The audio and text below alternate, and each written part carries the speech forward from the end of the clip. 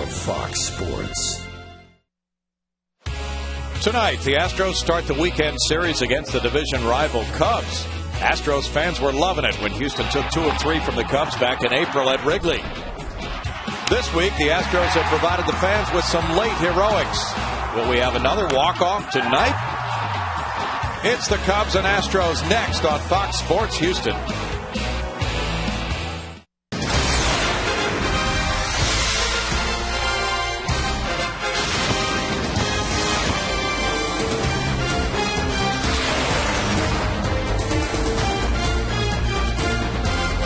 Live from Minute Maid Park in Houston, Texas, Fox Sports Houston brings you Major League Baseball with the Houston Astros taking on the Chicago Cubs. Good evening, everybody. It's the first of 3 between the Astros and Cubs. Bill Brown and Jim DeShays. The Astros took 2 of 3 from Chicago at Wrigley in what seems like a long time ago, JD. And it was a long time ago. The Astros won 2 one-run games in that series. They just won 3 out of 4 from the Washington Nationals. The Cubs have dropped 4 out of 5. They had 2 days off, a scheduled off day and a rainout, so they're obviously well-rested. Speaking of well-rested, Carlos Zambrano makes his first start since April 20th. He's been very good against the Astros in his career, 13-7 at .254. You'll remember the no-hitter he pitched against them in Milwaukee a couple of years ago. He's been very good in this ballpark as well. Speaking of very good, how about Felipe Paulino last time out? Probably his best start as a major leaguer. 8 innings of 4-hit shutout ball against the Reds. And as the Astros try to get Felipe some run support, Carlos Lee has heated up. Another game winner for Carlos yesterday in the bottom of the 9th inning. Lance Berkman also has had some late inning heroics lately. The Cubs meet the Astros next.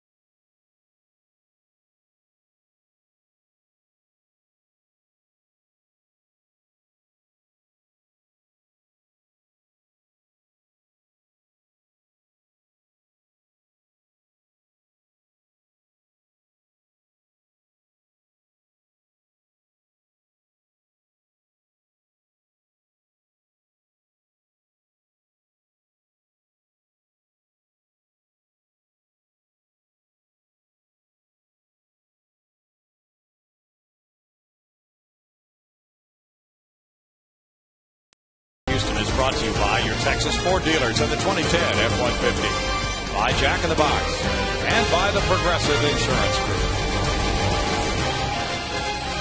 A sultry evening outside. Inside, the air conditioning is on for Game 1 of this 3-game series between the Houston Astros and the Chicago Cubs. Cubs have lost 3 in a row. The Astros have won 3 straight.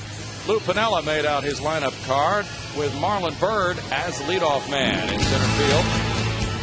It's brought to you by Capital One. Ryan Terrios at second base with Derek Lee, the first baseman.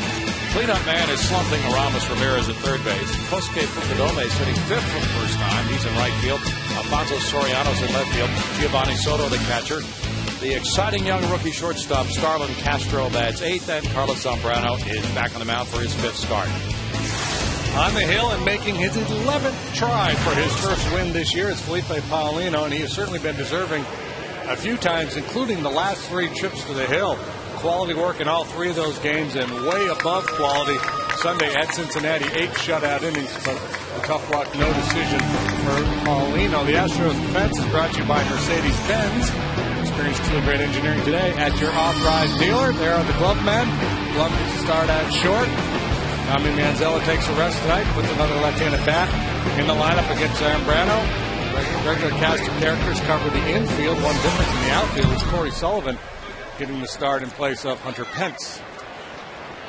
It's Marlon Byrd leading it off for the Cubs. Their center fielder has done well since putting on a Chicago uniform. And he lashes one-on-one hop.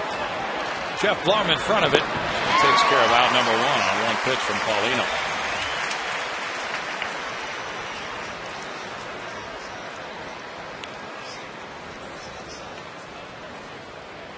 Paulino begins the night with an ERA of 4.40, still looking for win number 1 of the year. And battling a lack of run support. He is 0-4 at home despite a 3.89 ERA in this ballpark in 6 starts this year. Worst run support in baseball by a fairly wide margin. It's Ryan Terrio batting. And there's strike 1 to Terrio. There's no crying in baseball, but we could allow him to whine a little bit. I need some runs, please. That pitch is outside to Terrio. It's 1 ball, 1 strike. Terrio earlier this year was leading off playing shortstop. Now he's batting second, playing second. He gets a hook, and it's a strike. Making it 1 and 2 to a man with a .313 on base average. Terrio has walked only 7 times.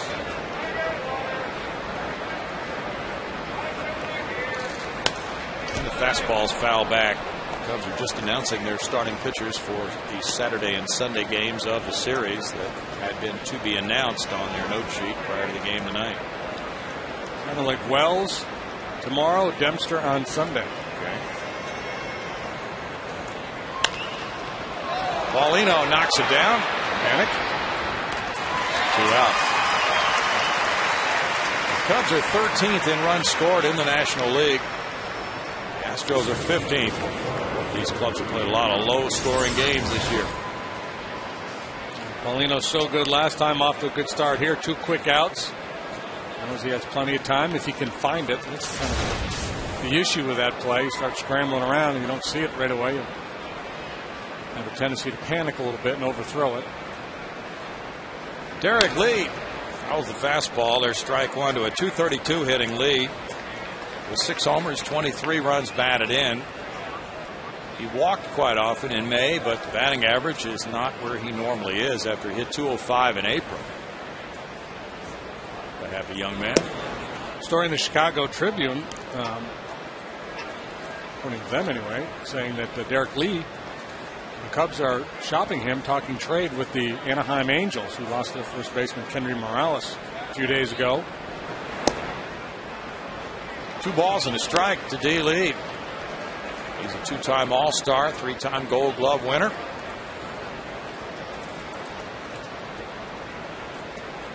He's been a really dependable hitter over the years, but unusual territory right now with his stats. That's a strike, and it's 2 and 2. Bill Miller is a home plate umpire. All these guys, Derek Lee, Aramis Ramirez, Lance Berkman, Carlos Lee, you get into that mid-30s range, and the guy struggles, and you wonder, is he on his way down, or is he just going through a rough patch? Fouls that one. Yeah, that's true. But we've seen this before from Derek Lee, have a real bad first half and then really pick it up in the second half, or vice versa. Last year he ended up hitting .306. The year before that, .291. He lashes a line drive to center field. Got a pitch he could handle, and he singled with 2 outs in the inning. power numbers off a fair bit, but he had 35 jacks last year. I wouldn't give up on him. Plus, he's a quality guy. You know, you tend to trust a guy like Derek Lee a little bit more so than maybe some others. Ramos Ramirez is another puzzlement to the Cubs at 162. 4 homers, 20 runs batted in. He'll turn 32 later this month. Ball 1 to Ramirez, who last year was a .317 hitter for 306 at bats. He missed significant time with a dislocated left shoulder last year. But he has really had a difficult time getting it started. Second worst average. Dexter Fowler was just demoted to the minor leagues. Yeah, they're paying Ramos a lot of money to get very little out of him. He's always done good against the Astros. Yeah, 31 career home runs against Houston, 104 runs batted in. Back to his days with the Pirates. He signed with them in '94 as a free agent.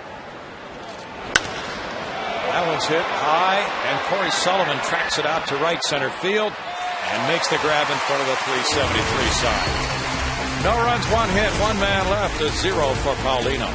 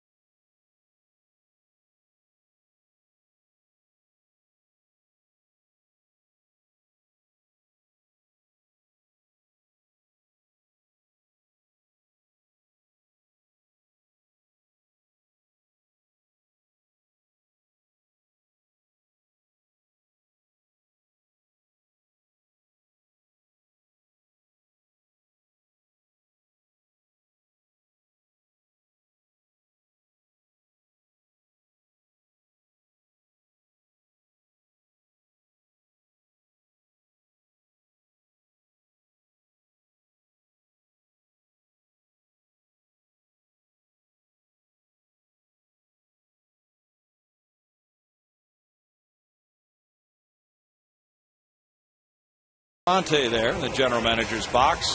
The Astros starting lineup is brought to you by Capital One. It's Michael Bourne on a 5-game hitting streak in center field, followed by Jeff Keminger at second base, Lance Berkman's at first base, Carlos Lee left field, Corey Sullivan right field, Jeff Blum shortstop, Pedro Feliz third base, Humberto Quintero catcher, Felipe Paulino pitcher. Legends night. I was going to go with Larry Moe and Curley. Well, the Big Z returns to the starting rotation for the first time since April 20th. And the reason why he was demoted, because he was really struggling, and you could tell there, 1-3 ERA above 6 for Zambrano. And we saw on television early on watching Zambrano, it just did not have life on the fastball. Keep an eye on that tonight. The first two, 87 and 86 miles an hour. Zambrano, in his heyday, maybe not that far removed from his heyday, and he's not that old, but he was in 93 to 95 with power sink. 1-2 to Michael Bourne. He was the opening day starter in Atlanta. He allowed 6 runs in the first inning, including a 3-run homer by the Atlanta talented rookie, Jason Hayward. And then he gave up 2 more runs in the second inning, so a very inauspicious debut for Zambrano to the 2010 season after going 9-7 last year for the Cubs. He's missed starts each of the last 2 years, made 28 starts last year, 30 starts in 2008, coming after a run of 5 consecutive years of 200-plus innings per season. So all those innings, all those pitches, maybe starting to catch up to Big Z a little bit. He has 106 major league wins, 71 losses. And misses there. It's 3-2, but as you could tell from that career 13-7 record against the Astros, he has dominated them many times, including the no-hitter of 2 years ago. in Milwaukee. Line to left field. Michael Bourne battles him and singles to lead off the Astros first. 16 hitting streak. When Zambrano was at his best, he was good against right and left-handed hitters because he had a great arm and really good movement. He'd throw that sinker down and away to lefties, and there wasn't a whole lot they could do with it. But that fastball, the velocity's down and the movement's just not there. There's not that late life, and we're just one hitter into this, so that could change. But given what we've heard, what we've seen, and when you look at the numbers, it kind of bears out. Lefty's hitting .362 against him. Jeff Keppinger, he too has a 5-game hitting streak to open the game. Bourne draws a throw. Michael with 17 steals leads the National League. And I was asking him about Zambrano's move before the game. He said, oh yeah, he'll slide step. He'll be quick at times. 300 for Keppinger. And then he smiled and he said, but maybe not quick enough for me. 74% of the time he's made it. Keppinger 6 for 17 during the Washington series. Obviously got Zambrano's attention, throwing over there a couple of times, and the quick pitch delivery there. Soto's caught just 17% this year. There have been 3 steals on Zambrano in 5 tries this season. 2-0 to Keppinger. You see this a lot. Michael Bourne reaches, pitcher gets really consumed with trying to defend that stolen base and doesn't make quality pitches to home. And obviously that's part of the game plan when you face the Astros, to try to contain Bourne, but at what price? Two and one to Keppinger. Keppinger has hit .352 in his last 21 games. Astros picked up the pace offensively in that Washington series, and they won 3 of 4. They scored just 9 runs in 3 games in Chicago, but they won 2 of the 3.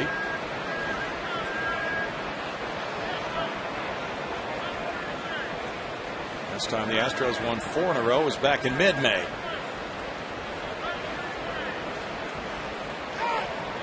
Time call by Keppinger. As for Zambrano, he only pitched a total of 9 innings in the month of May, being in the bullpen. He had 10 appearances in May. He was in the rotation for 4 starts, and his last start was April 20th against the Mets. In that game, he gave up 2 runs in 6 innings, but after that, he was put in the bullpen. Lou Piniella at the time saying they needed help out there and set up relief. He didn't really perform all that well out of the pen, and he wasn't pitching that poorly either. I mean, the velocity was down, and there was concerns about the stuff. And I just wonder if they felt like getting into the bullpen may save a few bullets for later in the year. Pitching coach is Larry Rothschild. Bourne's going. It's a ground ball on 1 hop. Ramirez takes a glance at second and throws to first. 1 out, Bourne to second base.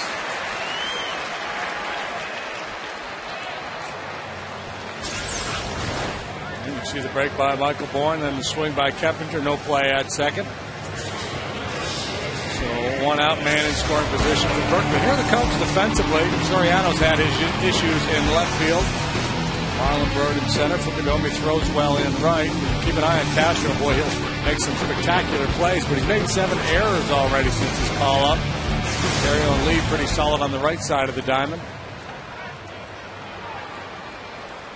Lance Berkman went 6 for 18 with 6 runs batted in that Washington series. Ball 1 in tight. He's a .147 career hitter against Zambrano, but he has 4 homers. .246 his current average after those last 3 games. Yielded 6 hits. That's a strike to make it 1-1 to Berkman. Left-handed hitter's .362 against Zambrano. And he's hoping to get a pitch he can drive here. Carlos Lee on deck. Cubs Zambrano here initially trying to crowd Lance with fastballs. 3 in a row. Cutter, then a couple good heaters east side. This is the norm. This is what we've seen lately. A lot of teams trying to pitch Lance hard in.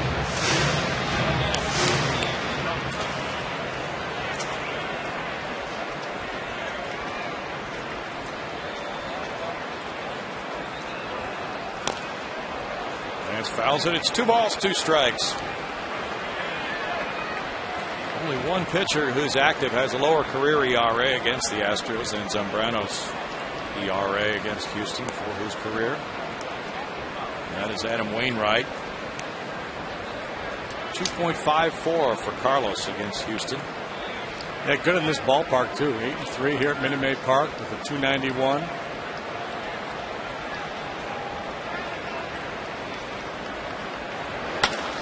Line to left field and in. Fielded by Soriano. Bourne scoring. Berkman halfway to second. Turns around. Theriot throws to first. Run down with Lee and Theriot. And Theriot gets it to Zambrano, who tags him out. 1-0 Houston. Berkman took the big turn after his 24th run batted in, and he was caught halfway. As I mentioned, Soriano's had some problems in left field this year, but this time he does a nice job of getting over and cutting that ball off before it could get to the wall, and that was the difference maker. That, along with a good strong throw back into the infield. You see Michael Bourne rounding the third, and here's Lance. He's thinking 2 all the way, and then whoop, whoop, whoop, whoop, whoop.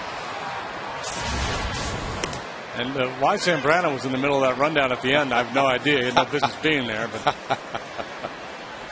it's an RBI single. 4-game hitting streak now for Berkman. He hit that ball sharply. That was strike 1 to Carlos Lee.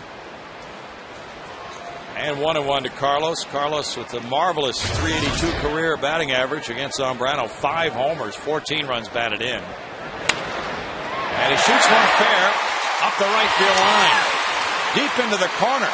Heads for second base with his 8th double of the year, and now a 5-game hitting streak for El Caballo.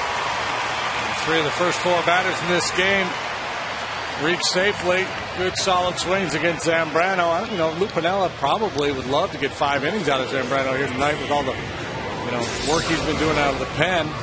Right? I guess I should say lack thereof. He's not really quote unquote stretched out. Belmont Stakes is coming up. The big fella. Corey Sullivan looks at ball 1. Sullivan at 188 has 4 runs batted in. He is 3 for 4 in his career against Zambrano, including a homer. Well, there's your run, Felipe. Stop complaining. Pitch another shutout. 2-0 after Lee's 8th double of the year. 3 hits in the inning. Batting average against Zambrano this year is .311. It's 3-0 to Corey. Hunter Pence has played 25 games in a row, and he gets a night off, but he may be coming in later. And with Corey with good numbers against Zambrano, needing to start occasionally, that's the matchup tonight in right field. 3-1, and Hunter's a .227 career hitter against Zambrano. Brad Mills has picked this spot to give Hunter at least a few innings off.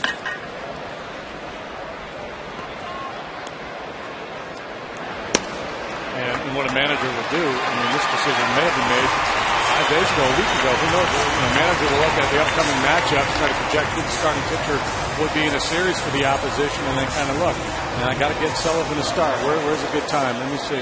Zambrano. Hunter hasn't done very well against him. If we get that matchup, maybe that's the night I get Sullivan in there. And that way you can tell Hunter a couple days in advance, so it's not a big surprise when he walks into the clubhouse and sees he's not on the lineup card. 25 pitches for Z. Jeff Plum, a .253 hitter, has 10 runs batted in. Making his 3rd start of the year at shortstop. He's hitting .275 from this side of the plate. It's a changeup for ball 1. Zambrano has pitched just twice since May 21st. He pitched an inning on the 28th, 2/3 of an inning on the 29th. So he totaled 18 pitches. He should be strong. 2-0. Could a pitcher lose arm strength in his situation? I don't know. My hunch is no. I've never worked out of the bullpen. And I think even if a guy isn't getting a lot of action, he's up throwing in the pen a fair bit. True. And we're a couple of months into the season, so you kind of have all this work in the bank. And that's why, like with Mo yesterday, making that spot start, and it's a second start, but could he give you 5? Could he give you 6? And Zach Bryan was, this is what I've done my whole life. I can pitch 5 or 6 innings. He probably feels like he could pick up a ball in January and give you 5 innings. Right, it's 3-1.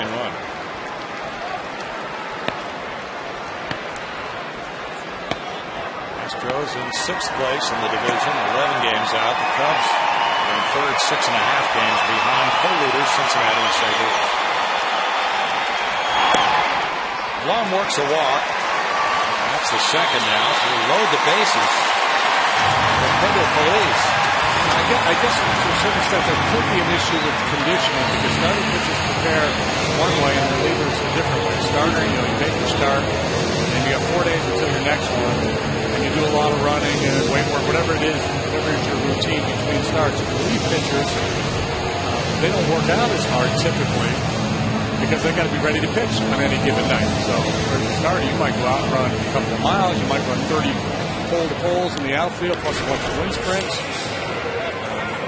The relief pitcher might go out and run 10 sprints just to make sure he's kind of doing a little something and doesn't want to burn it all out before the ball game. He winds up with a 30-pitch inning so far. Feliz with 7 grand slams comes up on a 5-game hitting streak. Taking ball 1. Pedro at 222 has 2 homers, 17 runs batted in. His swing has been in a better groove the last few games. 7 hits in his last 16 at-bats. 2-0. Feliz 3 hits and 17 career at-bats against Zambrano, who's allowed 4 grand slams. Always a lively crowd when the Cubs come to town because there's a lot of Cub fans in the house, and then the Astro fans kind of take umbrage with that. Usually fun. Zambrano is an emotional sort who can be very high-keyed early in a game sometimes. 2-1. And he's jacked up for this assignment. Prove to Lou Piniella where he belongs in this rotation. Popped up. The right fielder, Fukudome, is underneath. Zambrano out of trouble after giving up 1 run on 3 hits. Stranding 3, 1-0 Houston.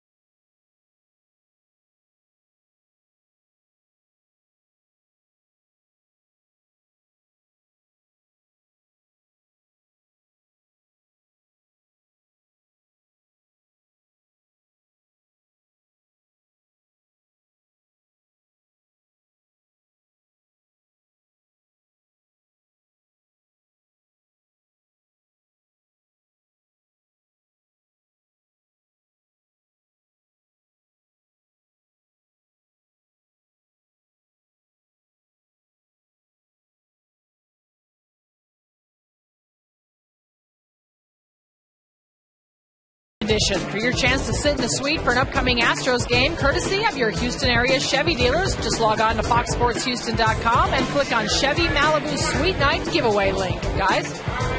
Thank you, Patty. An interesting start to this one, 1-0. Here's the Lance Berkman turn at first. Yeah, and the thing I want to look at is watch Bobby Meacham. This is kind of interesting. Meacham pointing to his eyes, so that he's not telling him to go. He's just saying, take the turn and keep an eye on it. Watch the play and then make your own decision. First base coach, he's got options. Stay right here, go, go, go, go, go, or as Meach did, pointing at his eye, turn, take a look, make a read, and decide for yourself whether you can try to get two or not. Kosuke Fukudome has a 2-0 count. And I would think, as a general rule, in the first game of the series, I'm sure there was a team meeting with Soriano in left field that probably, hey, be aggressive. Look to take the extra base on Soriano. Line to the left field corner, but slicing foul. 2-2 to Fukudome, who usually does not bat fifth. Lou Piniella, like Brad Mills, has tried different combinations this year to see if he can find something that works for his club.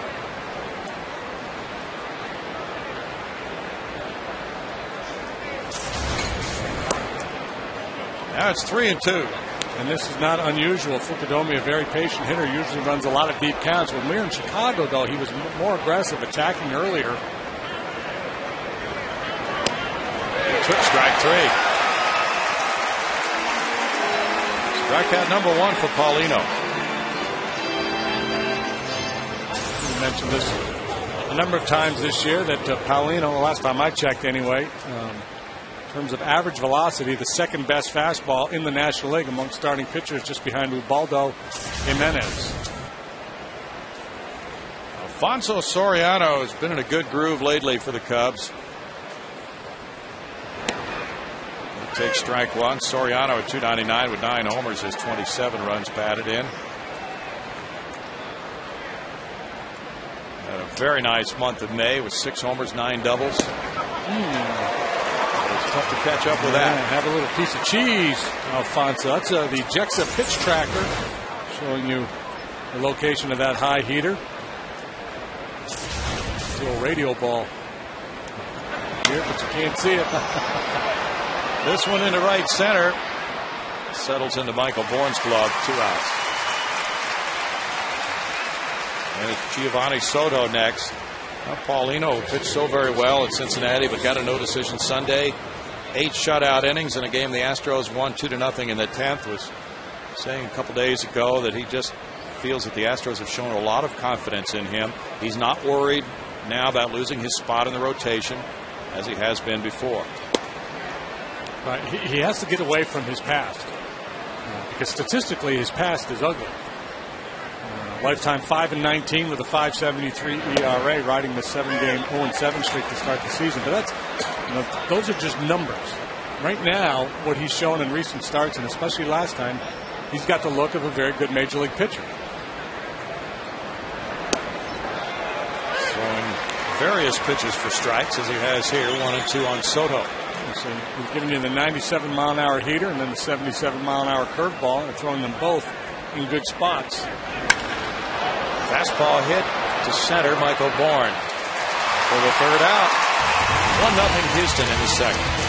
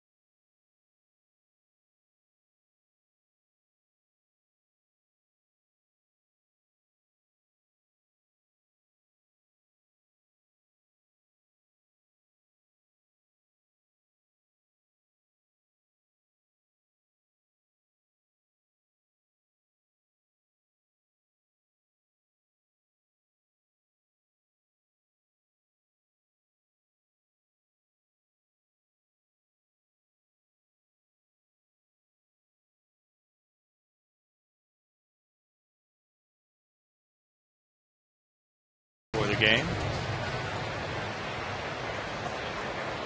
So Pirates, they hijack trains as well as ships. Well, the Cubs are a little tired of seeing Pirates. They are 1-7 against the Pittsburgh Pirates. Not sure about the Captain Morgan version. Humberto Quintero fouls it for strike one. Captain Morgan threw out the first pitch. I'm guessing it was a hook. Nice balance. Hey, there's only one captain here.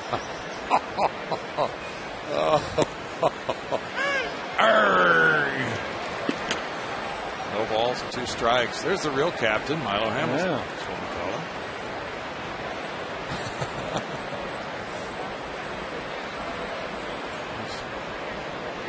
Bring it all together.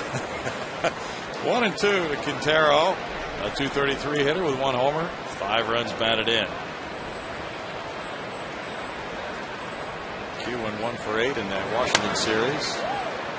Big day yesterday for Kevin Cash, who homered, walked, and singled in that game. The Astros won a thriller in the bottom of the 9th with 3, 6-4 from Washington. It's a good interview with Kevin and Greg Lucas on Astros Live. Little League World Series, College World Series, Yeah, and the World Series. strikeout for Zambrano. He never played in the Major League World Series, but he was on World Series clubs. So it's quite a trifecta. It really is. Couldn't reach that one. Paulino has done well with the stick. 7 hits and 18 at bats, a .389 average. Strike one. You know, you just hope this isn't one of those nights where the Astros look back saying, well, we let him off the hook. And hook being the operative word here tonight, apparently.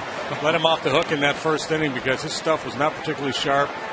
And they were having good swings, had the bases loaded, and managed to get just the 1 run. Because he looks like a different guy right now. 2 strikeouts. And part of the reason why he looks like a different guy is because he's facing 8-9 in the batting order. But a couple of 93-mile-an-hour fastballs in this inning and a little bit better sink on the fastball. Something he didn't really show in the first. Zambrano at 29 years old, Venezuela. Works to Michael Bourne. Michael singled to left and came around to score. That's strike one. Zambrano has been an all-star 3 times. 0-2. 5 straight years over 200 innings from 03 through 07.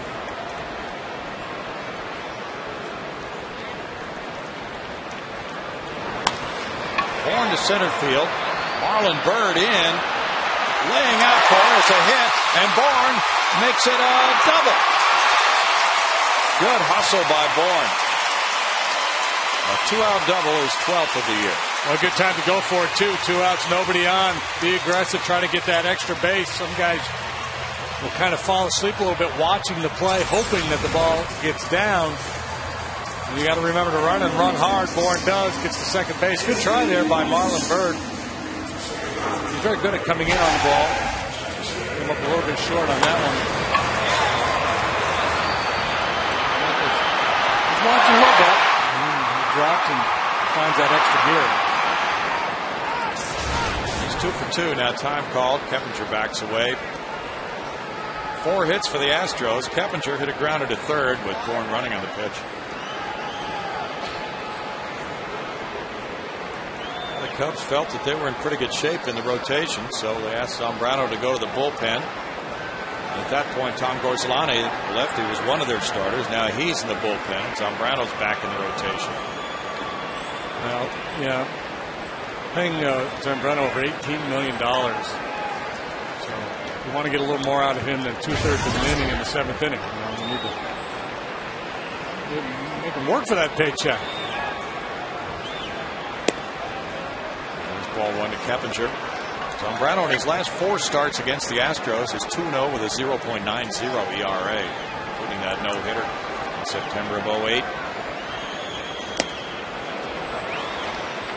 1-1. Supposed to go Wednesday in Pittsburgh, but they got rained out. Now they have to go back to Pittsburgh and play Monday afternoon.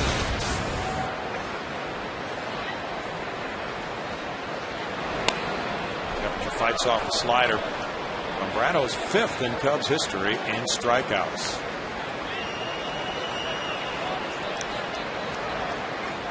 Brad Mills' club leading here 1-0, and he's hoping that Keppinger can come through with Bourne at second and 2 outs.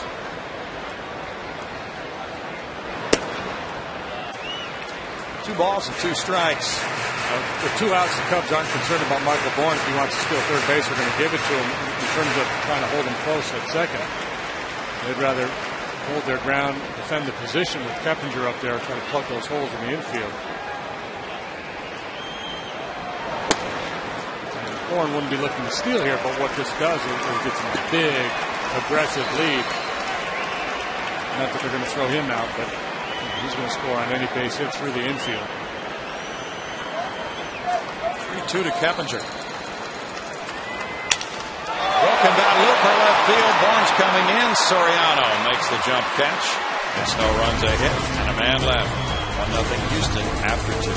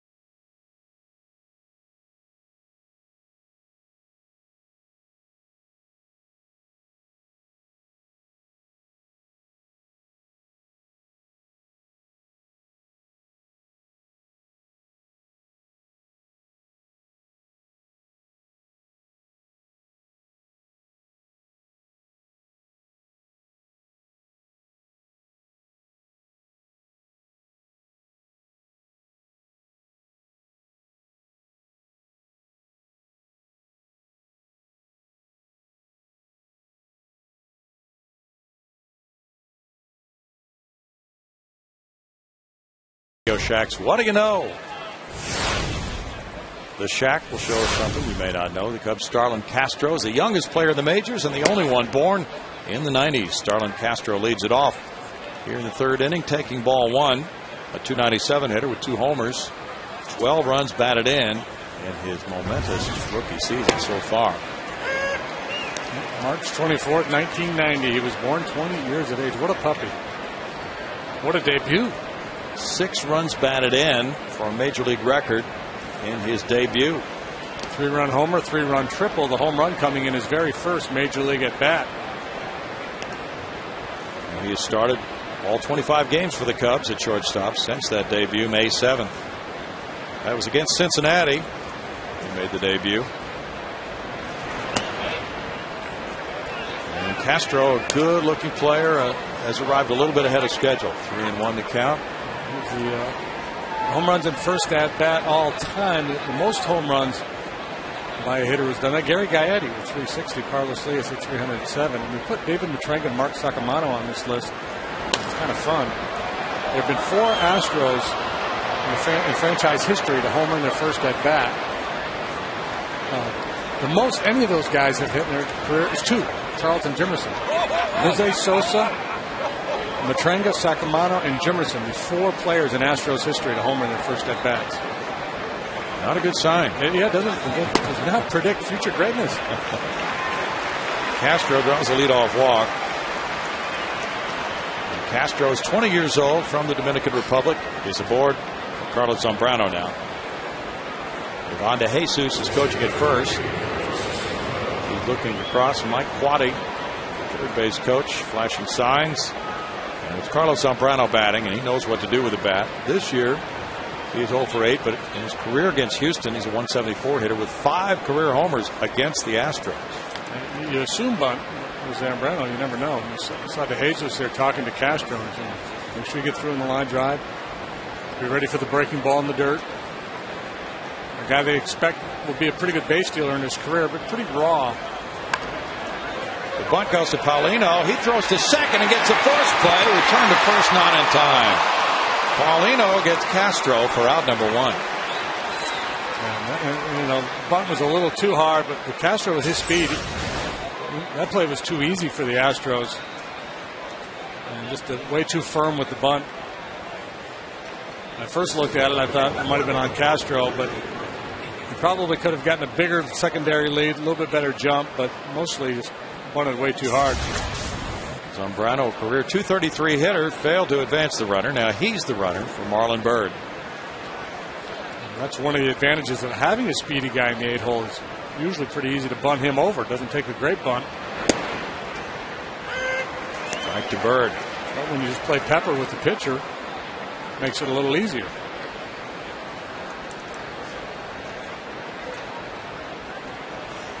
Byrd has just gone 7 for his last 48 over the last 15 games.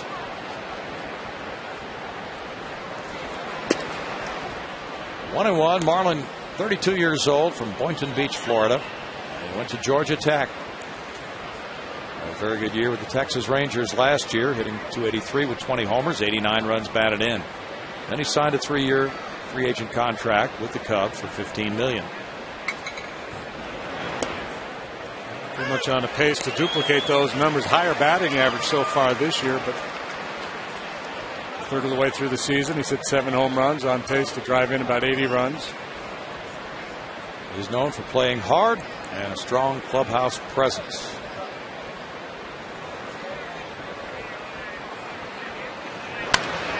Lined up the right field line, slicing and into the corner. Corey Sullivan plays that carom. Zambrano comes to third and stops there on the double by Byrd. Yeah, I think it bounced up into the stands and then kicked back in. 17th double for Byrd. Slicing line drive. Boy, he does a nice job getting on top of that high pitch. It's got a little funky spin, kicks up. Yeah. Sure did. Come on, son. You can make a play on that ball. You could have had a souvenir. Yeah. He was too polite. We don't want you reaching over, but when it comes into your territory, help yourself. Now 2 in scoring position for Terrio. Ryan from Baton Rouge, Louisiana. Not far from home. He went to LSU. To right field. Sullivan comes in, makes the catch. Zambrano will hold it third. Ball off Berkman's mitt, trickles toward home plate. Too shallow to send him. 2 outs. Astros work on defense. Prior to home games, they'll do a little work every day, or most days anyway. Today, one of the things they were working on were throws from the outfield. Corey Sullivan, who hasn't been out there a whole lot. He's got a good arm. He actually pitched a little bit in college as well as played outfield at Wake Forest. Time for Jack in the Box standings. Tonight we look at the pitchers with the lowest run support in the majors. Paulino has the lowest at 1.97, lower than Kevin Millwood, lower than Roy Oswalt, lower than Zach Greinke. Intentional walk here to Lee to load the bases now and bring up Ramirez. Now Lee singled to center field in the first inning, and Ramirez hit a fly ball to right. Ramirez, with that low batting average, will have the opportunity here to hit with the bases loaded and 2 down.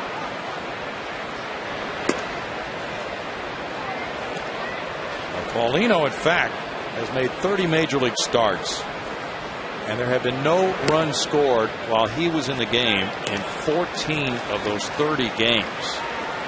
There have been 2 runs or 1 run scored while he was in the game in 9 more, so that's 23 of the 30 games. He's had less than 3 runs of support while he's been pitching. If things even out in this game, as many people say do, then he's got a lot of run support coming his way at some point. Ramirez with 8 grand slams is a .347 career hitter with the bases loaded. He's always been very good in these situations, but it's hard to overlook the fact that he's hitting a .162. This is 2 hits in his last 8 ball games. Last year he hit .429 against the Astros with 4 homers. He was in the driver's seat right here. 2 balls, no strikes, bases loaded. He knows Paulino doesn't walk in a run, doesn't want to walk in a run here.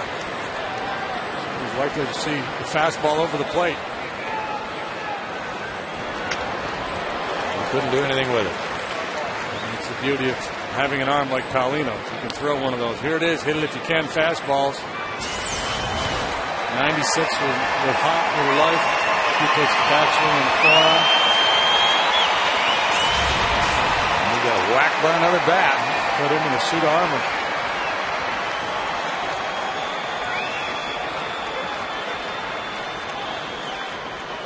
He must feel like he's working on the bomb squad every day. Now it's 3-1. Is he maybe set up a little too close to home plate? Maybe. A little closer than some others? Yeah. I don't know. I'm just throwing that out there. The other day he moved up. And he got called for catcher's interference. He moved up closer. Big pitch coming here with 3-1 and 2 outs, bases loaded. In the air, and let's see if Berkman might get a play on this foul pop. He reaches over and snags it. No runs, 1 hit, 3 men left. The intentional walk pays off for Brad Mills. 1-0 Astros.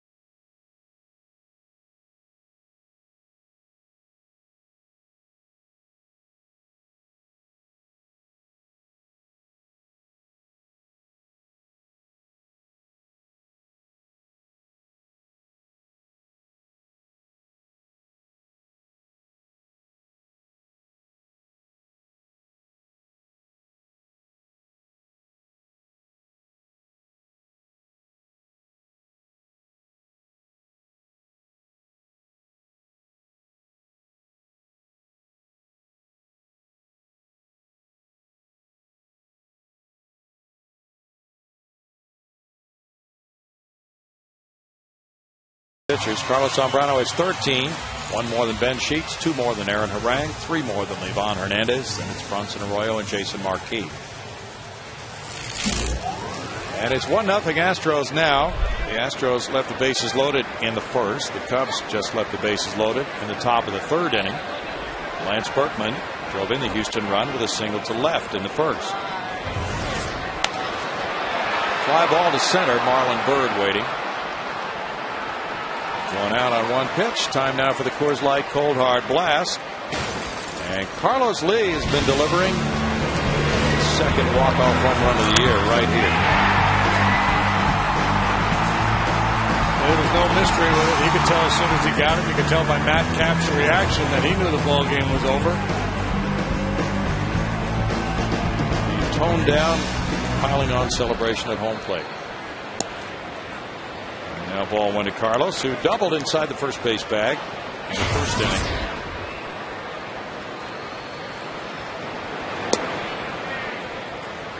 It's 2-0. Zambrano's thrown 54 pitches so far. That was Carlos' 6th career walk-off homer yesterday. That seems like a big number. It really does. 2-1. Took Lance Berkman years to get a walk-off homer.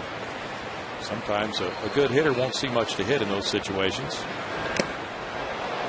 2-2.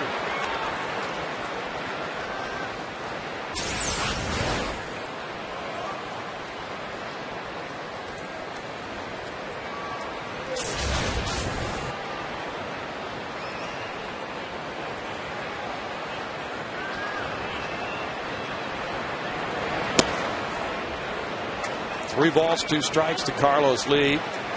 Brad Mills feels that his hitters have been doing better in recent games, working the counts,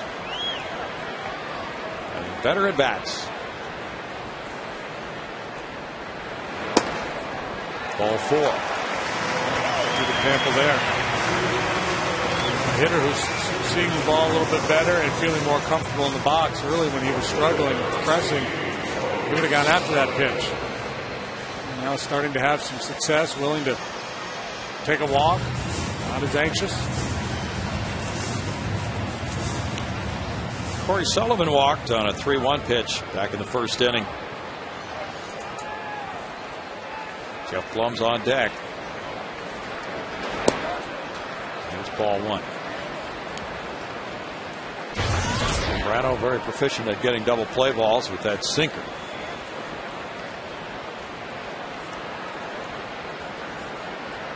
Averaging better than a strikeout per inning this year so far.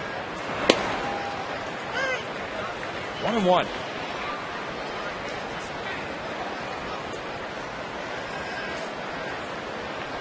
Zambrano started 3 games against the Astros last season, including an opening day win over Roy Oswalt here, 4-2.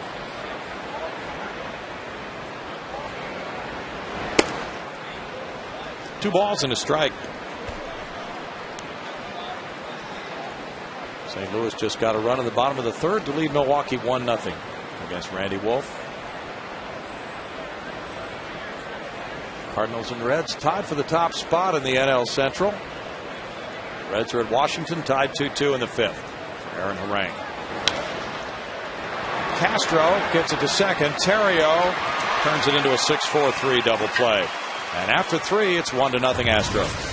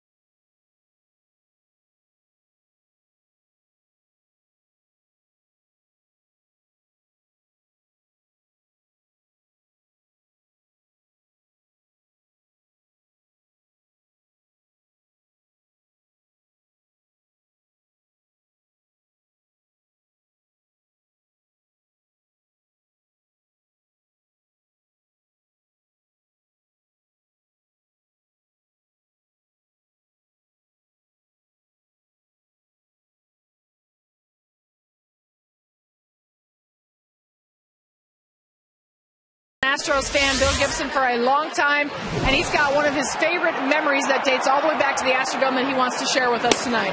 Yeah, 45 years ago, I was a 12-year-old tall, skinny kid playing baseball in Little League in Lake Charles, Louisiana. The Astros had sponsored a boys baseball contest, and I won the local competition in Lake Charles. They flew me and my parents to Houston, put us up at the Shamrock Hilton. It was great, and the competition. Only two things I remember about the competition was coming through the visitors' dugout. I thought we might see some major league players.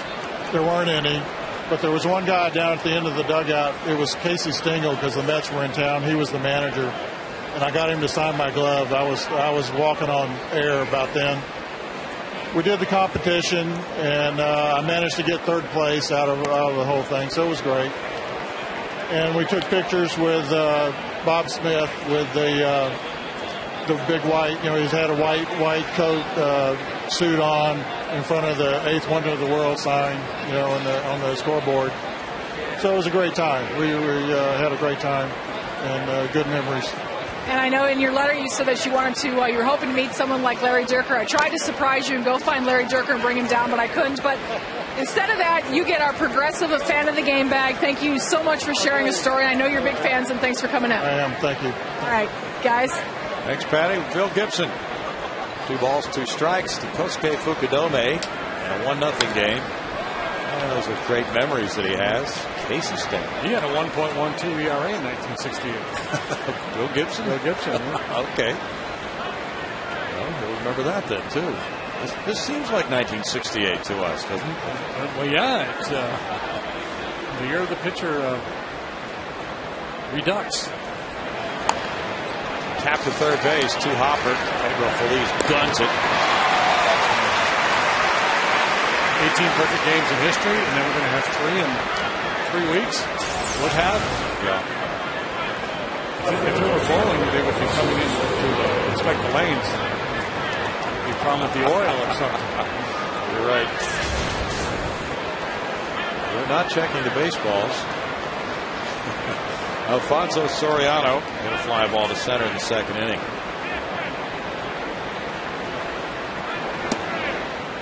And there's strike 1 to Soriano, the former Texas Ranger, New York Yankee, slugger. Reunited with his hitting coach, Lou Jaramillo, in Chicago this season. Goes foul, and it's 0-2 to Soriano. Last year at the end of the year, 8 pitchers in the National League finished with ERAs below 3. Look last night, as of last night, there were 20 pitchers in the National League, 31 in Major League Baseball with ERAs below 3. The page has been turned. That despite what Jose Bautista is doing in Toronto. He had 2 more home runs tonight. Did he? He's got 18 home runs, that guy. It's a career high for him on the 4th of June. This is just crazy. Yeah. Somebody needs to get his story then. Yeah. Why all these other hitters have been struggling against the frontline pitching, and he is not.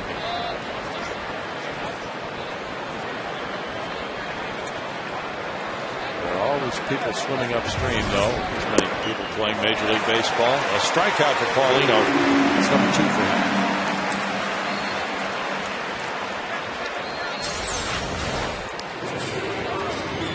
Soriano putting up good numbers this year, but he's been a guy who's always been willing to go outside of the strike zone to try to do damage. And good 2-strike pitch there to Phil Soriano. Don't throw it anywhere close. Giovanni Soto was Rookie of the Year in 08. An All-Star that year. Strike 1.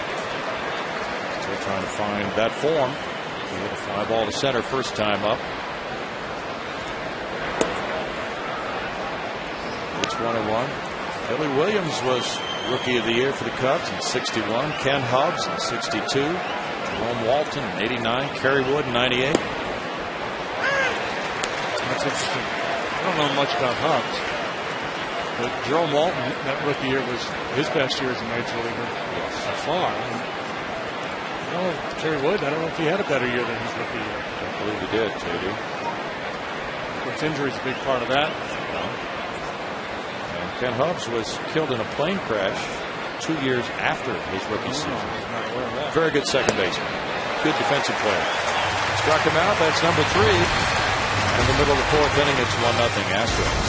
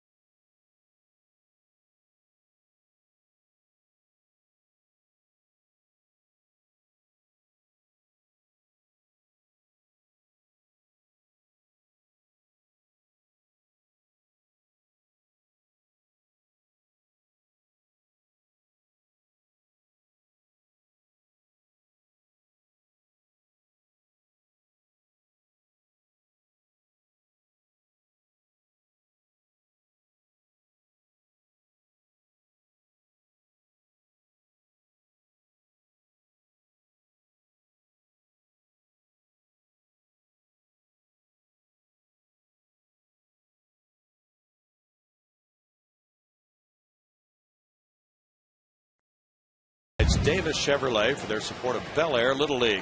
For more information on Chevy's commitment to Youth League baseball programs, visit ChevyTexasBaseball.com. People waving at you, Brownie? They're all waving. No, but hey, it's good to see all those people. Hi, here. hello. Hi. Jeff Blum looks at ball one, 1-0 Houston. He walked in the first inning.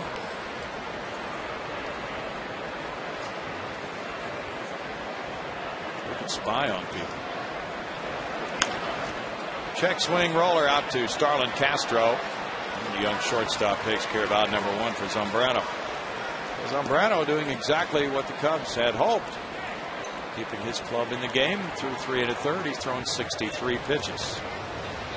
And you refer to that bases loaded situation. That's looking to be critical right now as he got Feliz with the bases loaded to end the first. And she was watching then. She only pays attention when the Cubs bat. Yeah.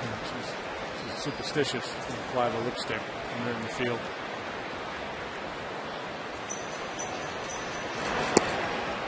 Breaking pitch, good for a strike to Feliz. It's 1-1 to him. Red Sox lead the Orioles 8-0 at Baltimore in the fifth. Baltimore got a new manager. Interim anyway. Juan Samuel taking over for Dave Trombley. It was kind of a not if but when situation in Baltimore with Dave being there for a number of years, and they had higher expectations. Obviously not his fault. Players underperforming, a lot of injuries. Good baseball man. He'll land on his feet.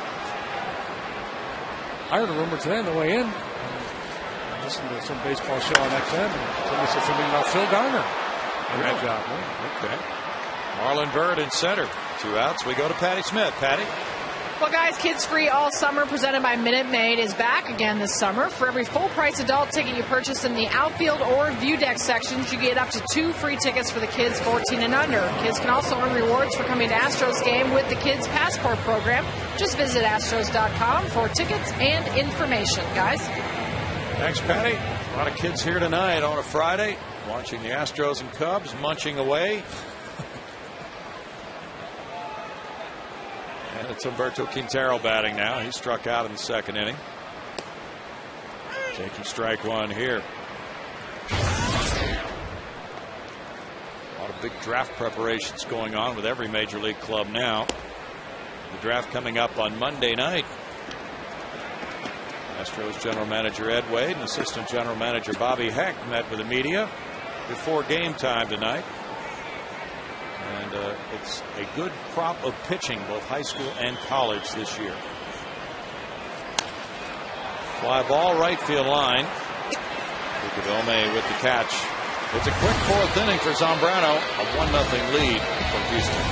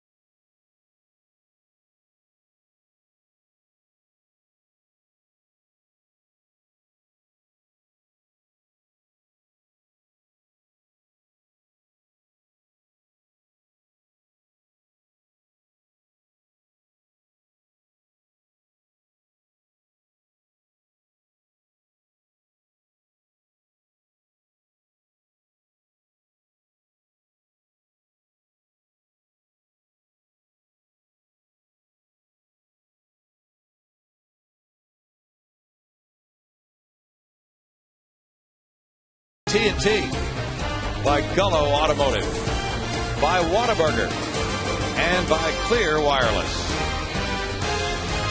Sun going down in the distance there in downtown Houston.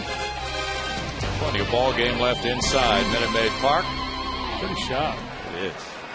1-0. The Astros lead with Felipe Paulino on the hill, facing Starlin Castro, who walked in the third inning. There's ball one to the young shortstop. Made quite an impact in spring training, and it appeared that he might be arriving at some point this season. The Cubs, they had high expectations coming into this season, had high expectations last year. Many people thought they were the class of the Central prior to the 09 season. That didn't pan out for them. So there's definitely a sense of urgency in Chicago these days. Piniella has a reputation of not being the most patient man on the planet. So he's probably saying, hey, let's go. Let's get these kids up there. If we think they can play, let's get them up here and see what they can do. Castro was ranked the #1 prospect for the Cubs coming into this season. And there's a very excited young man on that bullpen right now, too. Andrew Kashner just called up last week. He's from Conroe. He was their #1 pick a couple of years ago. Pitched collegiately at TCU. One of their top prospects, for sure. Just joined them. He's made his debut already. Andrew, 23 years old. And the Cubs actually drafted him twice. They drafted him when he was at Angelina Junior College in the 29th round, and again in the first round in 08 after TCU. He's got to be very excited to get in there this weekend. And right-hander with a power arm. Good slider. Plans on using him as a right-handed setup man. Ultimately may be a starter in the big league, but right now we're going to use him out of the pen. Castro bangs one into center field. And the youngest shortstop in Cubs history is aboard for the second time tonight. The Marlins should have signed him. That would have been just great marketing. Starlin the Marlin. Instead, he's just Starlin the Cub. And now he's aboard for Zambrano. Second time he's led off the inning for Zambrano. Zambrano bunted into a force play in the third inning from 1-6. And bunts this one third base line, picked up by Feliz. He throws low. Keppinger now gets it back to third to Quintero.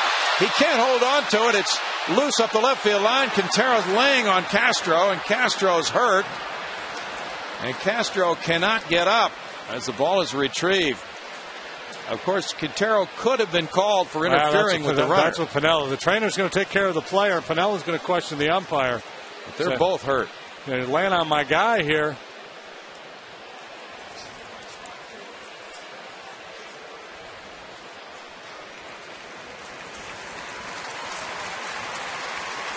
And Pinella's going to plead his case to Eric Cooper. That was just good heads-up play by Q, laying on him. Castro saw the opening. I'm really surprised interference wasn't called.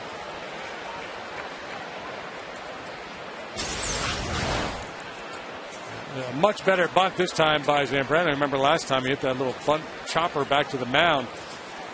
Castro never stopped running. Q heads up, hustling down there to cover, and the ball kicks away.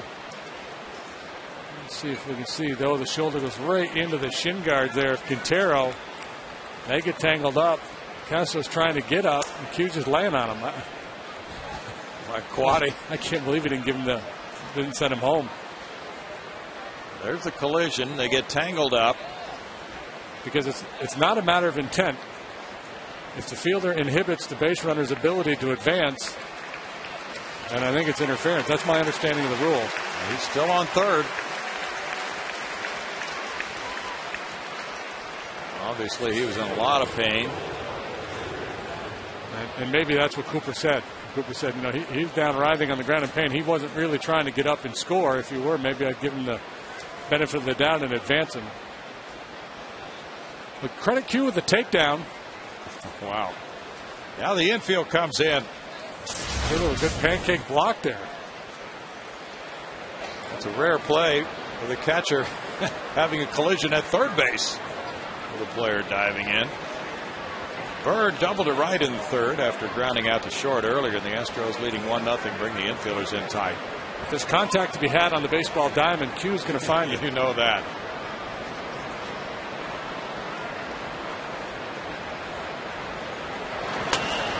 Grounder fair, and that'll tie it 1-1. Into the corner and left.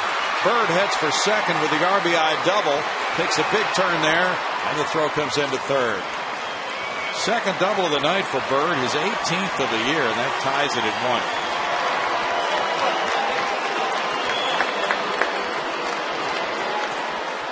1. A great example of the difference in execution.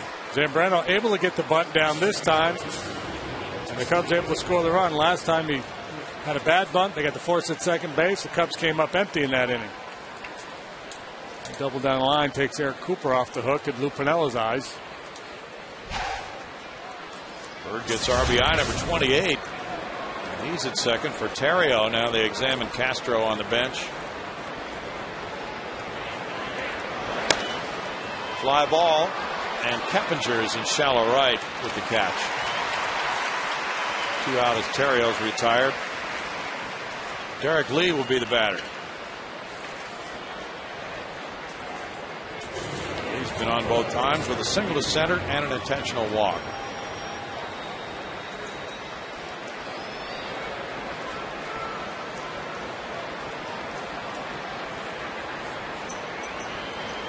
Cubs were 11-6 against the Astros last year. 5-3 here at Minute Maid Park. Now in a tie ball game. Brad Mills hoping Lee will make the final out here in the top of the 5th inning. Paulino due to lead off the bottom half.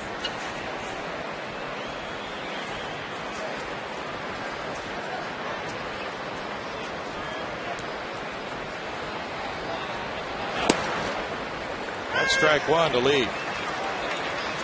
How do you defend Marlon Bird?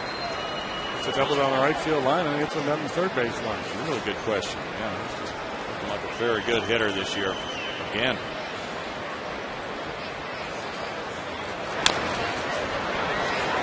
No balls, 2 strikes. The Cubs would like to get him some company as far as productive hitters.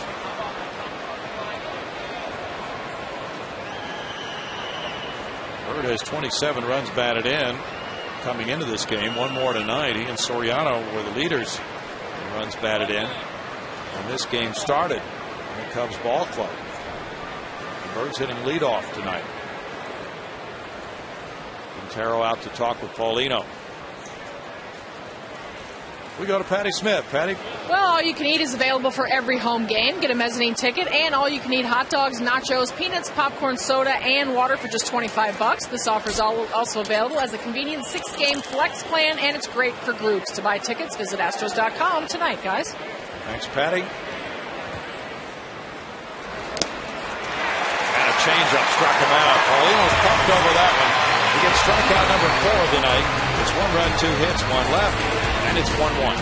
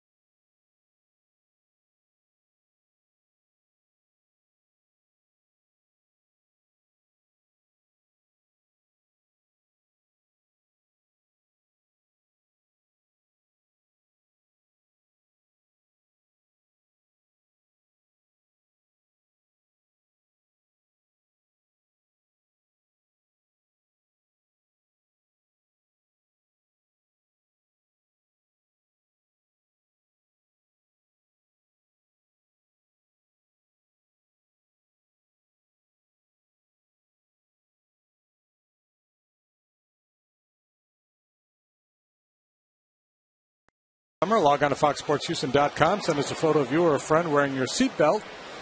And we'll select one lucky photo each week. You'll win a prize pack from Fox Sports Houston. Text dot reminds you, click it or ticket. Felipe Paulino in a 1-1 game has a 1-1 count. Struck out in the second inning. Carlos Zambrano works quickly, falls behind him 2-1. You might check with TxDOT on the website about traffic around the ballpark this weekend. There's a lot of construction on Interstate 10 near the ballpark. That reminds me. Okay. I got a bone to pick with the city fathers of our fine city here. What have they done? Do we need that many Post Oak streets in this town? No. All right.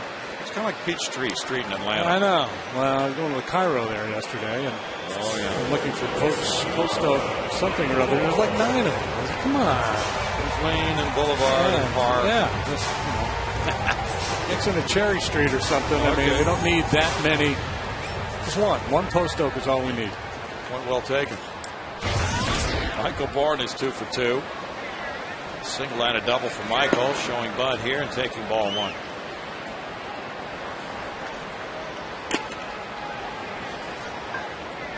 Third baseman Ramirez in on the grass. Lee is shortened up at first.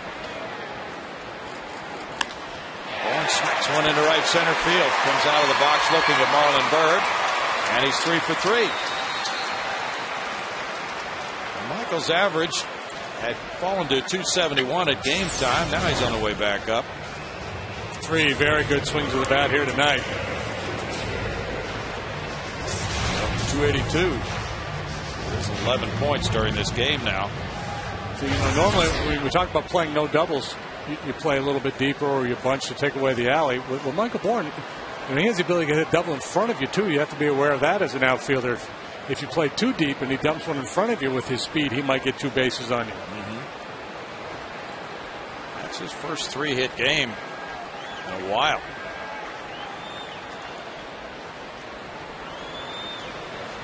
His first all year. We'll check on that. Keppinger takes, and there's strike 1. He's grounded to third and hit a fly ball to left.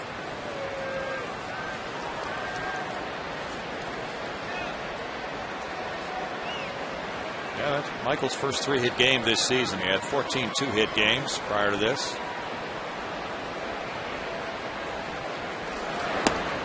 In tight, and it's 1-1. Phillies lead the Padres 3-2 in Philadelphia, bottom of the 6th inning. It's Mr. Perfecto, Roy Halladay, and Matt Latos. Yes. Another guy who's pitched well this year. Shane Victorino hit a 2-run homer in the first, his 9th in the 3rd inning, rather. Bourne draws a throw.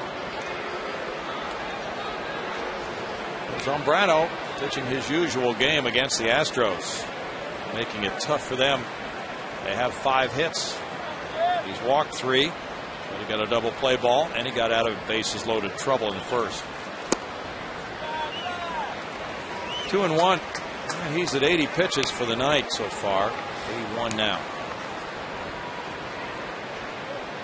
The Cubs may not ask any more than 5 innings from him. There is some activity in their bullpen right now. Good count to put a play on here. 2 balls, 1 strike. Not likely to pitch out. Bourne goes. Good jump. Soto's throw is there, but not in time. Stolen base for Bourne, number 18.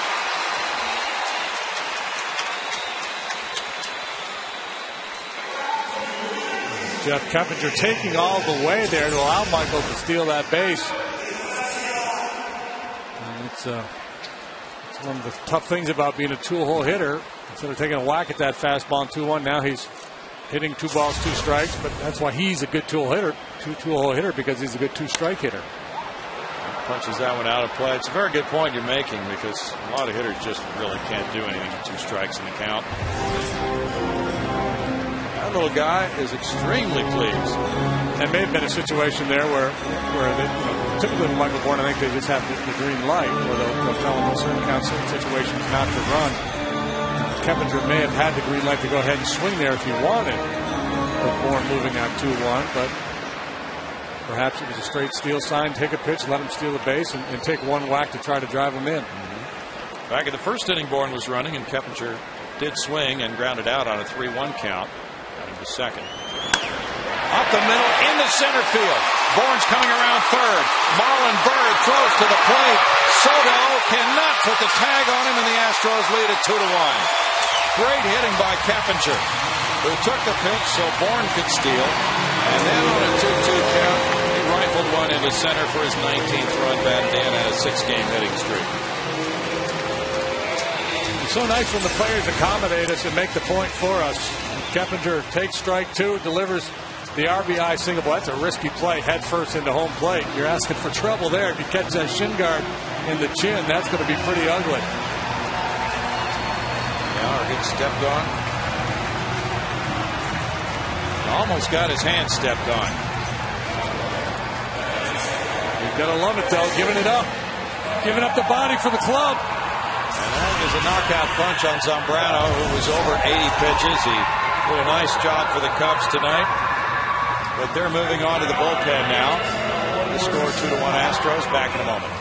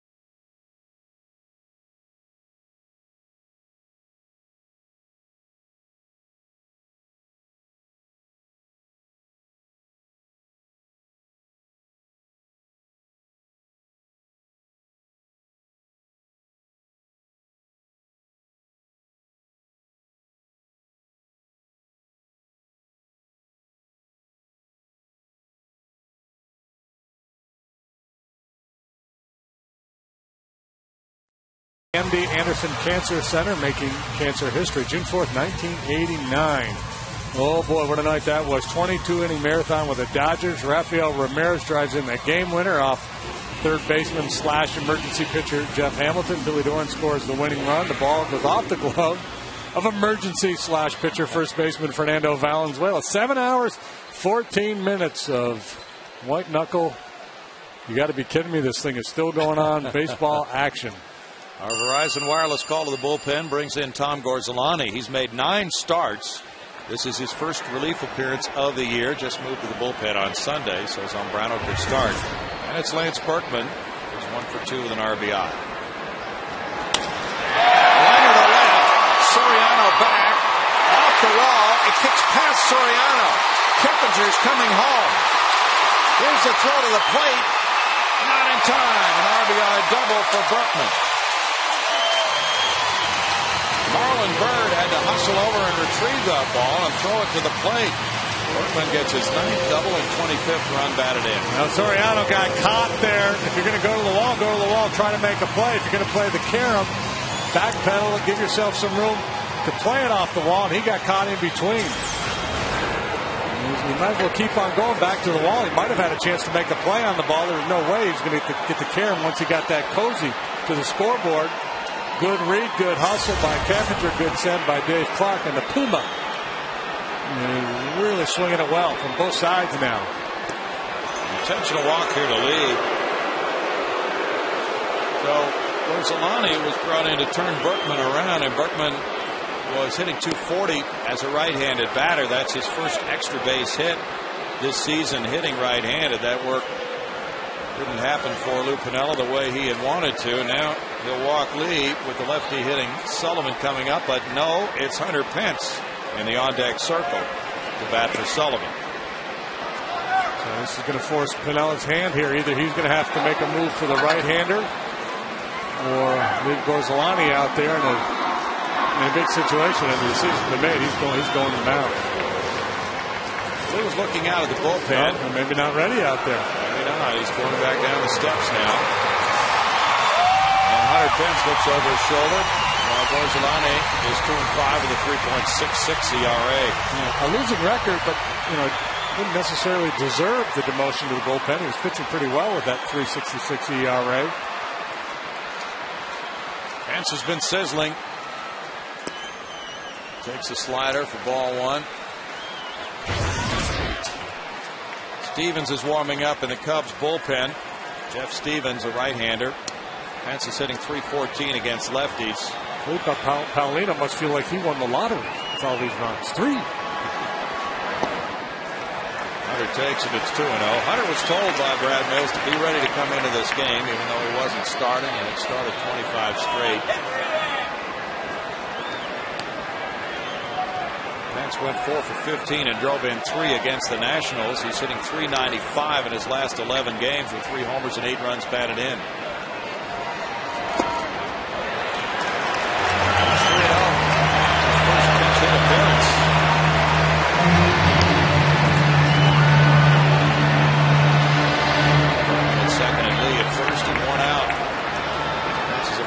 Career hitter against Gorzolani with a homer and 2 runs batted in. Green light him.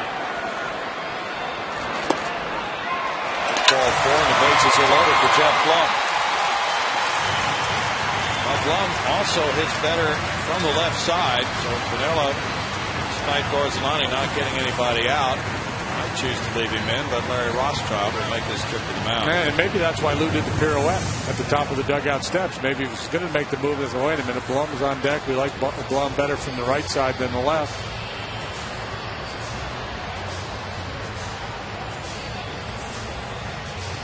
Gorzolani has pitched in relief 17 times in his career before this one. He's been primarily a starter. So now he and Zambrano switch roles. And they both appear in the same game. With Blum 0 for 1 with a walk tonight.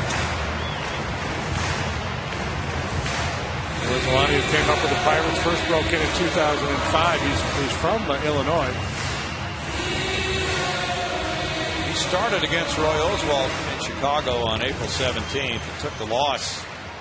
Gave up 2 runs in 3 innings, and he was hit on the arm by a Pedro Feliz liner and left the game at that point. That's strike 1. Tom, a 14-game winner with the Pirates in 2007. 201 innings that year, had a 3.88 ERA. Part of that whole cluster of Pirate pitchers that came up, and they thought they were really going to be the nucleus of that club. Peel at first, he checked his swing. And every one of them seemed to have one good year, but not be able to really stay consistent. Duke Mahalam still there, but Gorzolani came through. Ian Snell. Blum, like Berkman, does not have an extra base hit from the right side until this inning. Is that a call? Yep. Sweet. Strong. Browning. 2 in a while. Well, he's only had 11 at-bats as a right-handed hitter. 1 hit. And Lance was 6 for 25. His last grand slam, July of 09. For the Astros, it was Carlos Lee against the Cardinals. Jeff does not have one in his career. The bat takes off and goes over Dave Clark's head on strike 2.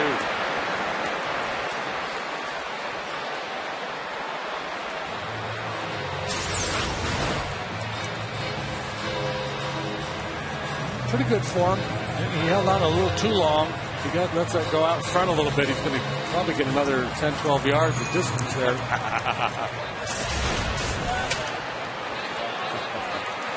2 and 2 with 1 out.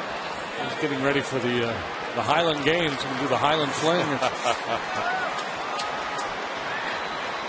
Gorzolani has allowed only 139 batting average with the bases loaded.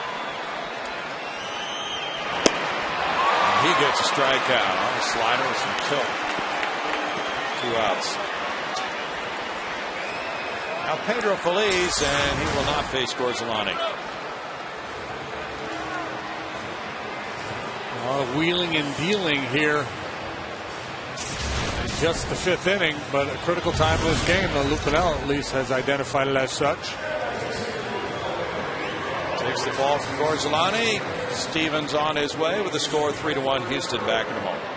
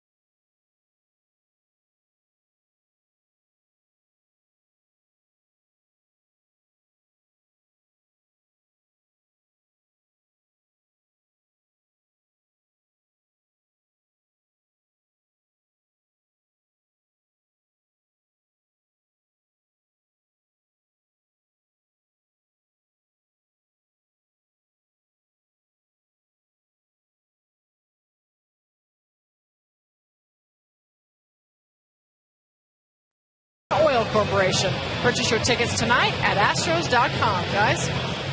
Thanks, Patty. That is a great deal. This call to the bullpen now is being brought to you by Verizon Wireless, showing you the right-hander Jeff Stevens, 26 years old from Berkeley, California. Verizon call to the bullpen brings him in with the bases loaded, 2 outs, facing Pedro Feliz, who's 0 for 2. Bouncer on 1 hop. Ramirez will take it to third for the force play on Lee.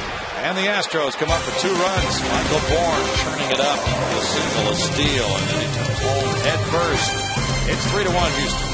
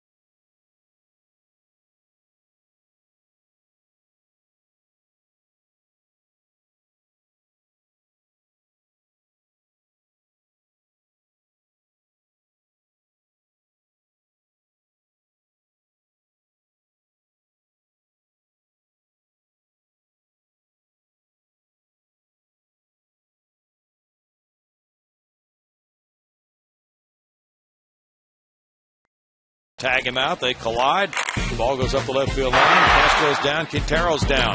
The Coors Light freeze cam brought to you by the Frost Brew. It's Coors Light. Castro later scored in the 5th inning. Now it's 3-1 Astros in the 6th. And this pitch hit by Ramos Ramirez to center field, way up in the air for Michael Bourne. Going out for Paulino, and Ramirez is 0 for 3. A pretty good swing there by Ramirez, but he's played enough baseball in this ballpark to know that's not going to get it done. Maybe on a windy day at Wrigley. Yeah. Not at Minute Maid Park. Kosuke Fukudome has struck out looking and grounded to third. Felipe Paulino leads it by 2. Carlos Zambrano in 4 1/3 innings allowed 6 hits, 3 runs. He walked 3 and fanned 3. Here's ball 1. Tom Gorzolani went 1/3 of an inning, gave up 1 hit, no runs with 2 walks and a strikeout. That's a strike to even it. Add 1 and 1 on the Japanese-born outfielder.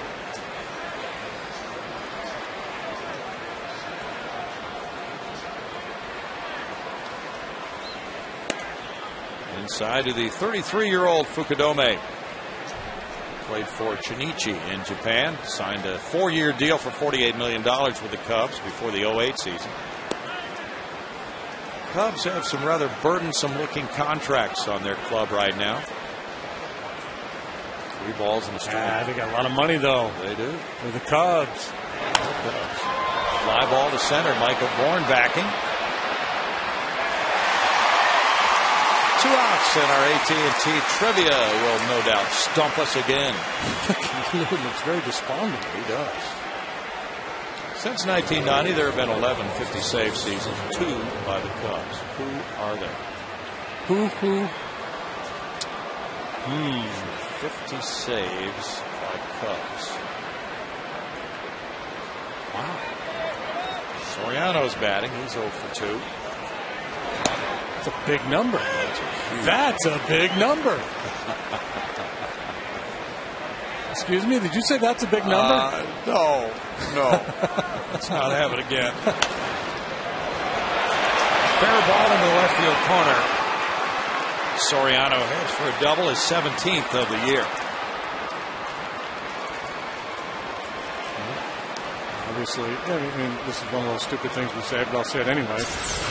Because you always want to post a 0 as a pitcher, but you really want to do it after your club has scored a couple runs. So the Astros respond in the bottom of the 5th. They answer the Cubs 1 in the top with 2 of their own in the bottom. So you take the hill going, hey, I need to post a 0 here. And 2 quick outs. And now a run scoring opportunity because of the double by Soriano. Number 17 for him this year. Giovanni Soto is the batter. 0 for 2. That was hit number 5 for the Cubs. Let's see, Randy Myers never saved 50, did he? I don't know. I'm trying to think of Cubs closers. You know, Lee Smith, Randy Myers. Those would be kind of be at the top of your list. Yeah. I'm trying to think of a more recent vintage Cubs closer. Dempster didn't save 50. Who was closing games for them when they made their postseason run there? Prior and Kerry Wood. Wood was in the rotation. That's right. He was. 2 and 1. Yeah, that's probably the answer right there. Late 90s Cubs. Swinging fastball, and he got the breaking ball. Foul back. 2 and 2. Tony Esposito, he had a lot of saves. He did. In Chicago.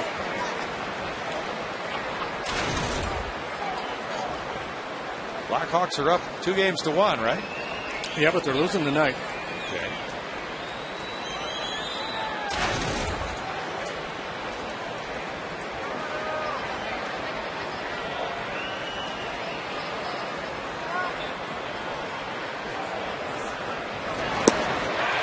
Struck him out. Number 5 for Paulino and a 3-1 lead for Felipe through 5.5.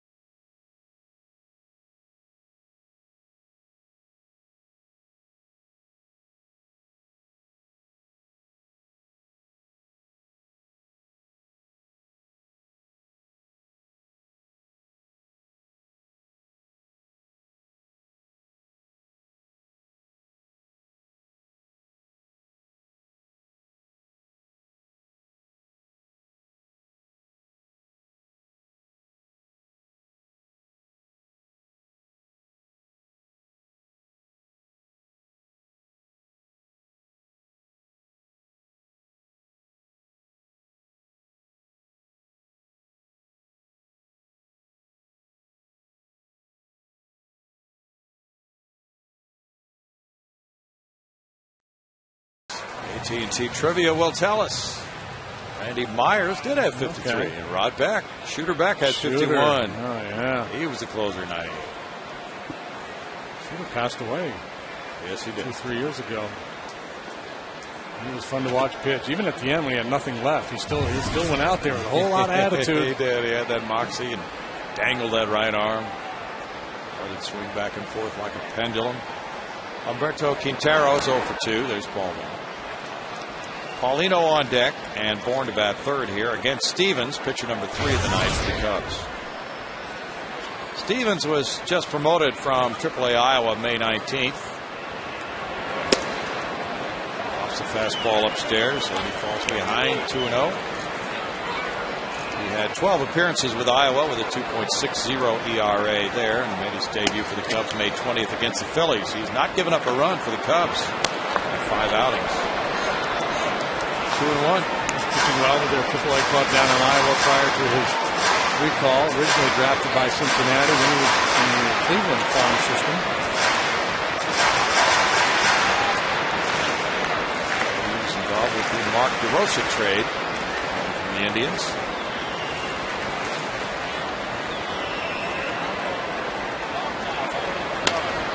Fouled away.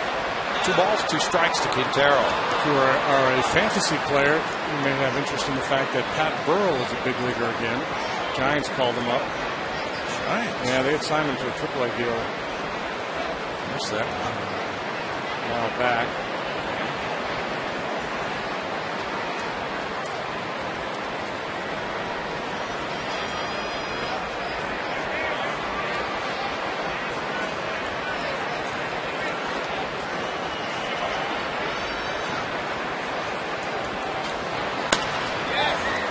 Away. Still 2 balls, 2 strikes. Stevens went to Loyola Marymount. He was with the Cubs last year for 11 games. He got a big out when he retired Feliz with the bases loaded. Astros have left the bases loaded twice in this game. The Cubs have done that once. 7 left for Houston, 6 left on for the Cubs. And Blackhawks fan then was tuned in. Probably hoping that Antti-Niemi will come up very big. Still 2-2. Where's he from anyway? I don't know. Check out this one. A ghastly look on his face. I'm going to get fined in Kangaroo Court for having the ugliest swing of the month. But you're still alive, Q. Yeah.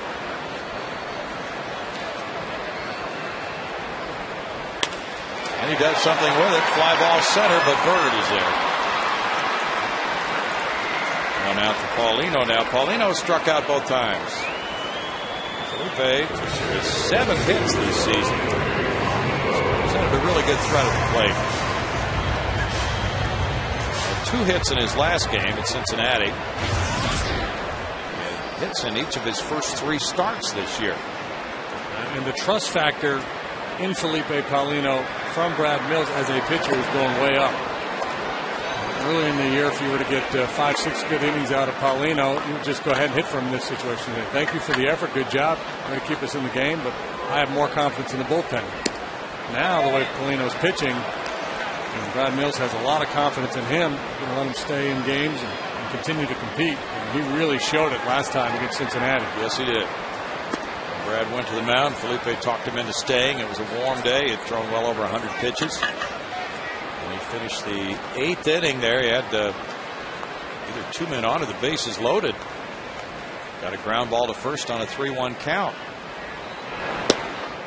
That's strike 3.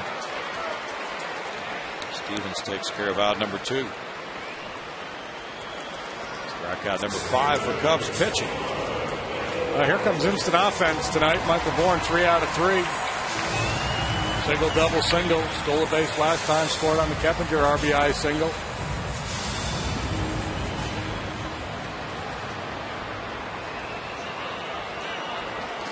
Ramirez creeping in to defend the bunt. Just slap him by him. Yeah, take that fastball away.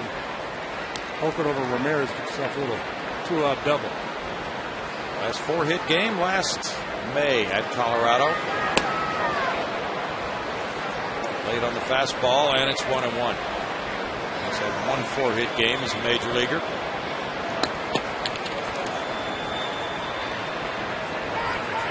Time call before that pitch from Stevens.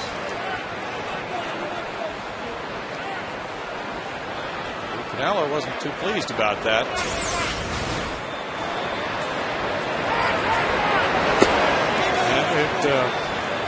I understand Lou's point. Michael wasn't ready to hit, but the pitcher had already started his delivery and granted timeout. 1-2.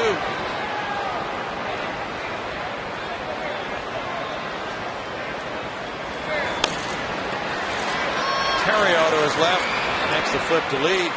It's a 1-2-3 6th inning for Stevens, with the Astros leading 3-1.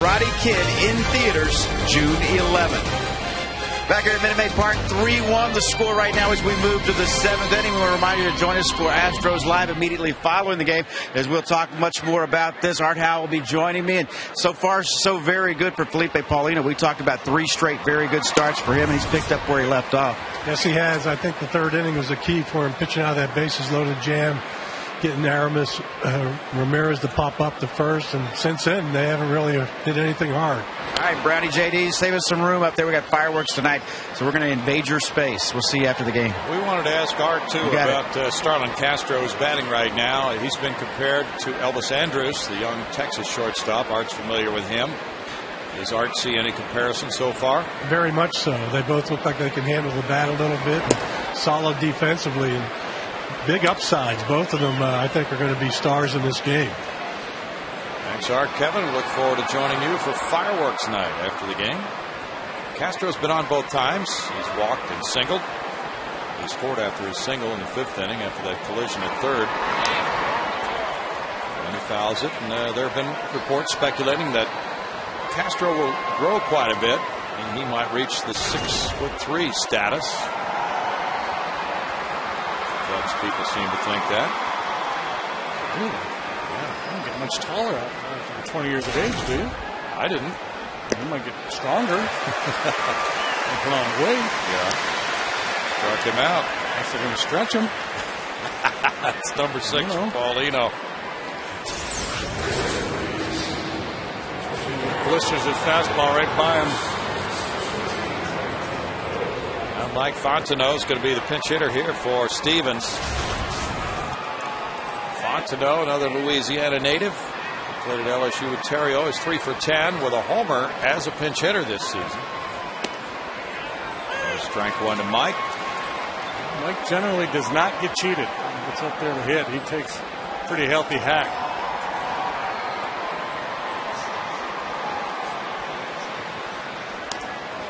Taps that one foul. I like their bench. I don't know how they're performing this year, but I like the personnel. Baker from the right side, Xavier Nady, a dangerous bat. Colvin, the youngster, a good-looking young left-handed hitter, along with Fontenot. They've hit 4 pinch homers and driven in 16. 17 for 76 for the pinch hitters. Fly ball left center. Carlos Lee, Michael Bourne. Bourne with a long run. Tremendous play. That might have been a triple for Fontenot.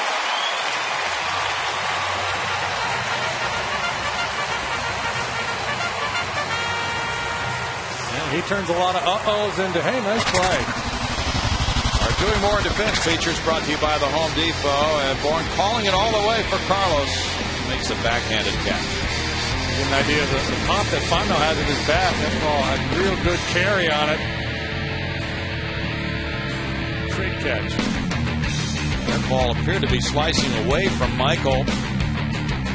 He went way over into left center field, back into that bullpen area. Could be an awfully important play in this game. With Marlon Byrd coming up next, he has a pair of doubles and an RBI.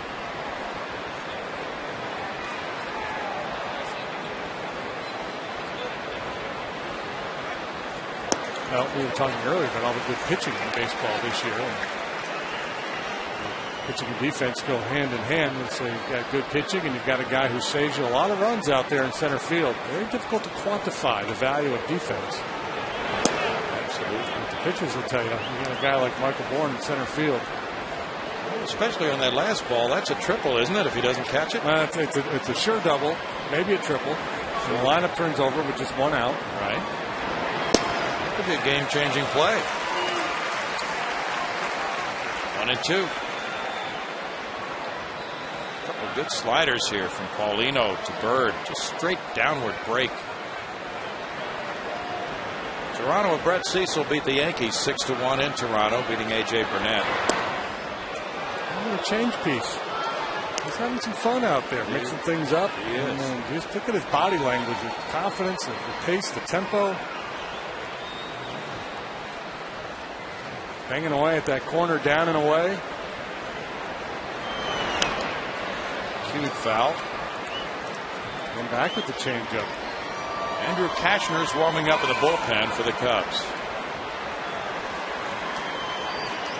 Jeff Stevens went an inning and a third, giving up no hits, no runs, and he had a strikeout.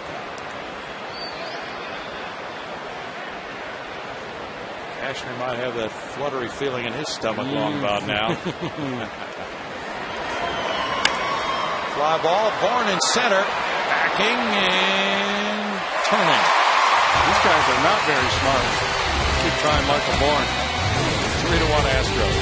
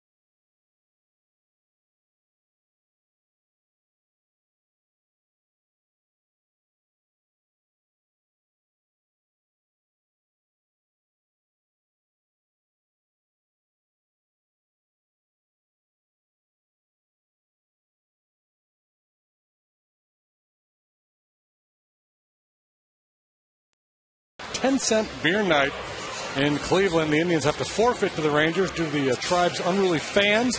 Game called off in the bottom of the ninth. Score tied at 5. Nestor Shylock, the home plate umpire, so that's enough. An estimated 60,000 cups of beer is sold to a crowd of 25,134. 10-cent beer night. That's kind of like when Michael on The Office had the golden ticket idea. Seemed like a good idea at the time. Andrew Kashner, 23 years old, from Conroe, Texas. Angelina Junior College and TCU, a first-round pick in 08. Makes his second major league appearance. Starts with a slider. He's got a mid-90s fastball. Big, tall kid. Conroe High, TCU, wins in saves in 08. Top prospect, one of the top prospects for the Cubs. Jeff Keppinger hits a fly ball to right for Kodome back. One out for Kashner. He threw only one pitch in his major league debut, I heard, in 1/3 of an inning in Pittsburgh. That went well for him. We talked about the butterflies for him warming up prior to coming into this game. I imagine somewhere in the seats here, there's some family that are really on the edge of their seats. He started out at AA Tennessee and then was bumped up to AAA Iowa this season. And now he's facing Lance Berkman. Probably grew up watching him.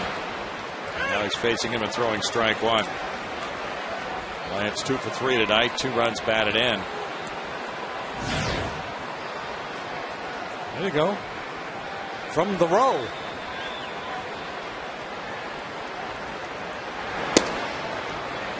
It's 1-1. Kashner got a $1.54 million signing bonus after being the 19th player drafted 2 years ago. He was flipped from starting to relieving a few days before he was promoted so he could get ready. 2-1. Not a bad idea when you've got a good arm like this and a kid who's mature enough to handle coming to the big leagues at a tender age, or with limited minor league experience. Use him in the pen, just let him rely on that stuff, get used to the big league scene, and then kind of morph him into a starter's role if you decide down the road. The Cardinals have had success doing that with some of their guys. Fastball foul back. And now it's a full count. Kashner between AA Tennessee and AAA Iowa is 6-1 with a 2.05 ERA. 11 games, 9 as a starter. Struck out 59 in 57 innings.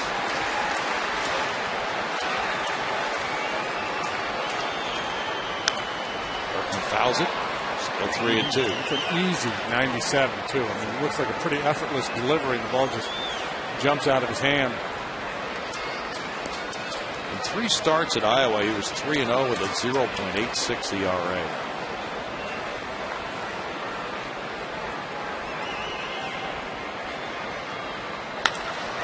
Line to center field, a hit. Berkman's 3rd of the night.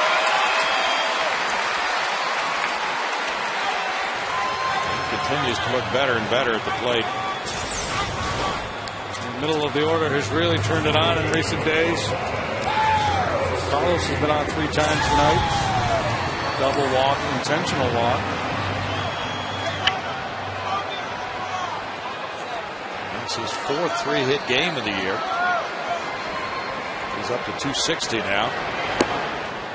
Carlos Lee has a double and 2 walks tonight. One of those intentional. There's ball 1.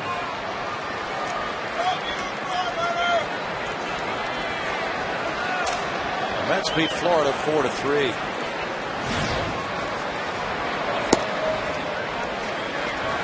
They have received a boost from R.A. Dickey, who's 3-0 now.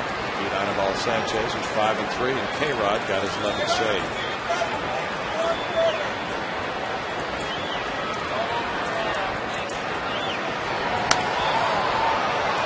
Two balls and a strike. Hunter Pence is on deck. 99 on that heater. Some similarities in Kashner and Kerry Wood. Yeah. 99-mile-an-hour fastball being one of them. 2-2. Cubs relievers are 7-9 with a 4.52 ERA. Didn't like that ball. And there's why. Pitcher number 4 there. Well off the plate according to pitch tracks. Justin Upton homered for Arizona. Little John going on down there. Will Miller's an in-plate umpire. An interesting week or so for the umpiring community.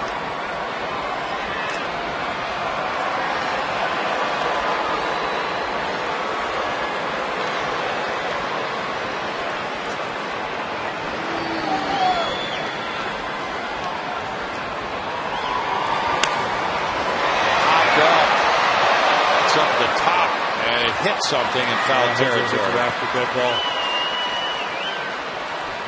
If it hits anything on the roof above foul territory, as Eric Cooper called, it is a foul ball and not in play. If it would hit anything above fair territory, it would be in play, and that hasn't happened.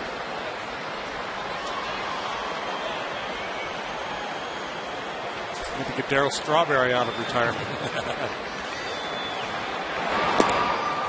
Stop there by Soto. 3-2.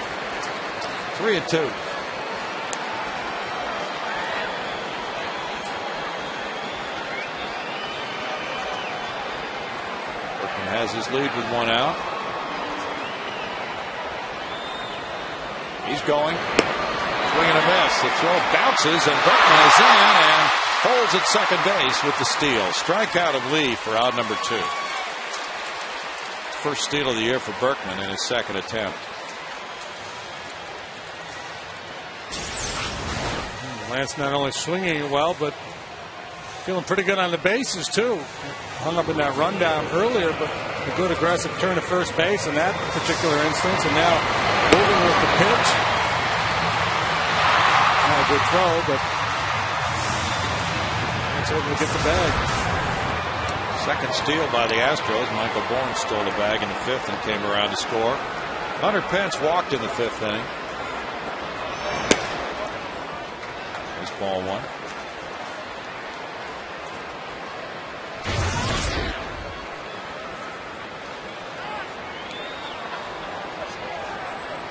It will be Rasmus homered for the Cardinals. They lead 5-0 at home over Milwaukee. Adam Wainwright giving up 2 hits through 7. Shot Ramirez. Well hit, but out number 3. No runs a hit and a man stranded. It's 3-1 Astros. History's Ice Road Truckers are back. Don't miss a sneak peek of the new season coming up.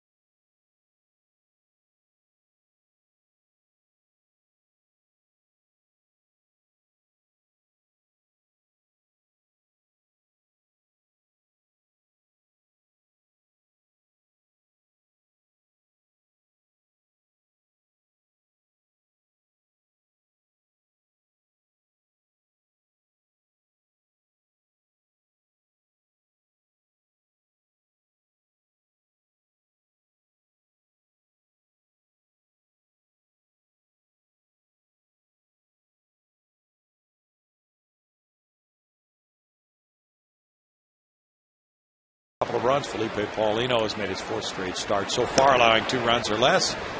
And he is in a 3-1 ball game, pitching to Ryan Theriot, throwing ball 1. Theriot's 0 for 3.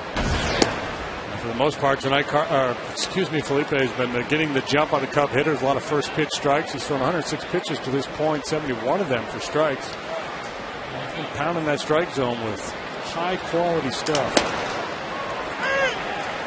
2-1. In that last start in Cincinnati, 8 shutout innings. He walked 4.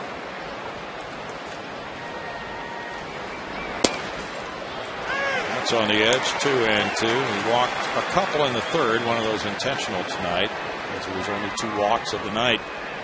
Then he got out of bases loaded trouble by getting Ramirez on that foul pop. And now he's into bonus time. The bullpen is cranking. Here in the 8th inning. Tim Burdack, the lefty. Wilton Lopez, the right-hander for the Astros.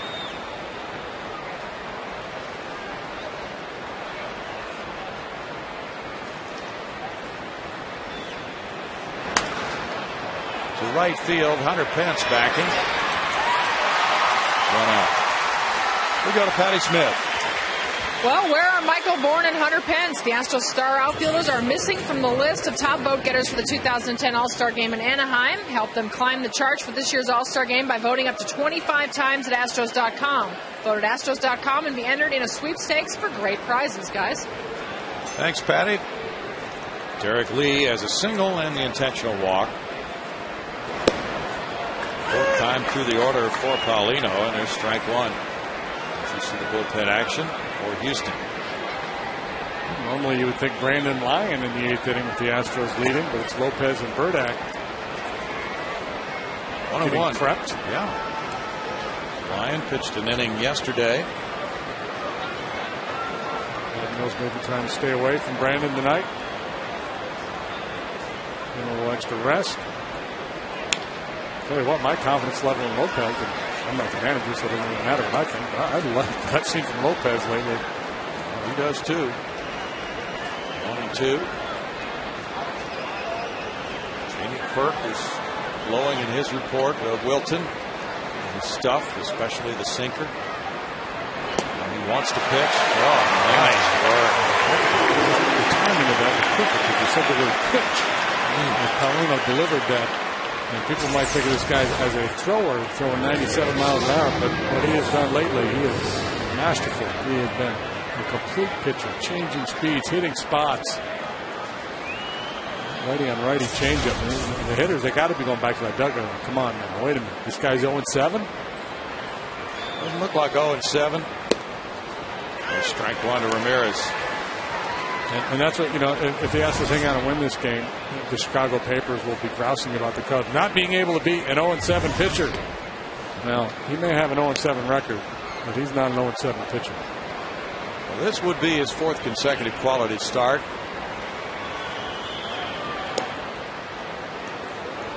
Two balls and a strike.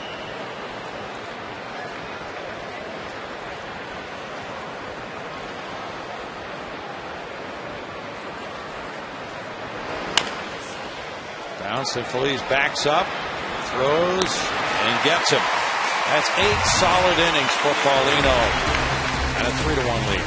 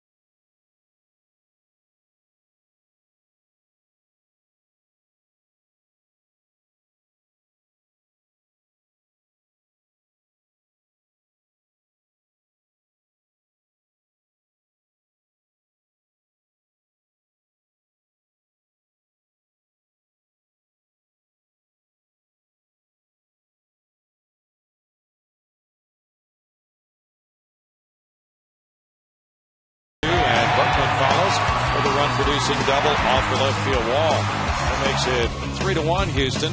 Felipe Paulino has taken it from there. Given up 5 hits. He struck out 7. He's retired the last 7, and he has once again been masterful tonight.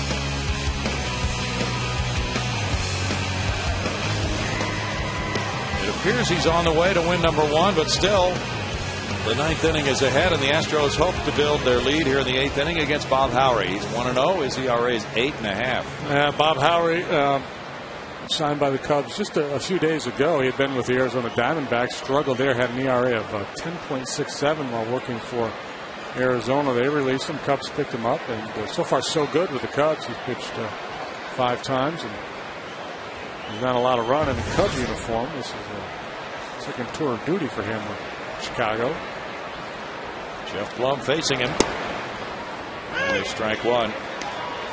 Howry was a Cub in 06, 7, and 8. Started his career way back in 1998 on the south side with the Chi Sox, the Pale Hose, the good guys, the guys in black. Put it on the board. Oh, you got it. Sorry. Just random thoughts just running through my head. All right. Howry was a Cub from 06 through 08 and a Giant last year. 0-2 to Blum. Former Pale Hose pitches to another. It's in tight. It's 1-2. Howry's been a very good setup man over the years, and he works a lot. 84 appearances in 06 with the Cubs. Came back to 78 and then 72 more.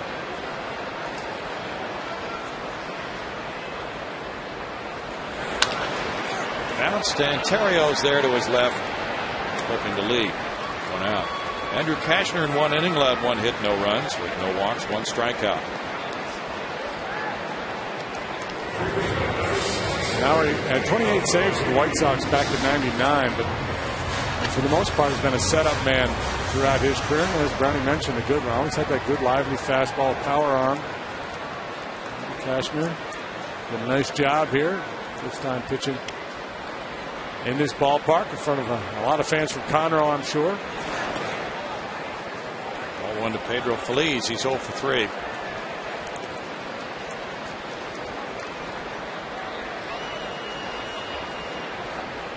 Howry tossed a perfect 7th inning Monday against the Buccos. Has 66 saves in his career. 750 appearances for Howry. 2 balls, no strikes. A ton of work.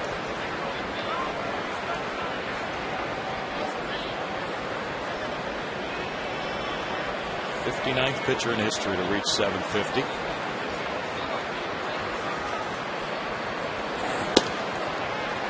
(3-0).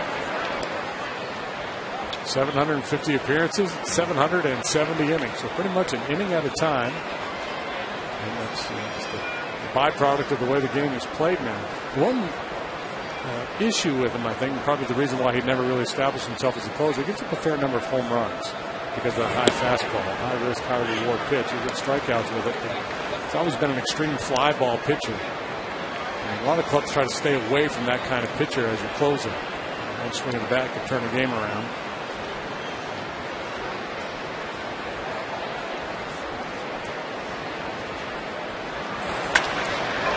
Center field, Marlon Byrd heads back and over his head, rolling up on Tal's Hill. Feliz around second, headed for third. Terrio's relay, not in time. It gets 5, and it's backed up. A triple for Feliz on a 6-game hitting streak. A good swing of the bat there by Pedro. His timing was a little off. He was at bats earlier in the game with the bases loaded, but still could be a very important run there. And good hustle to get the third base with just 1 out. Cubs will have to bring the infield in. Well, that's a great look at that play.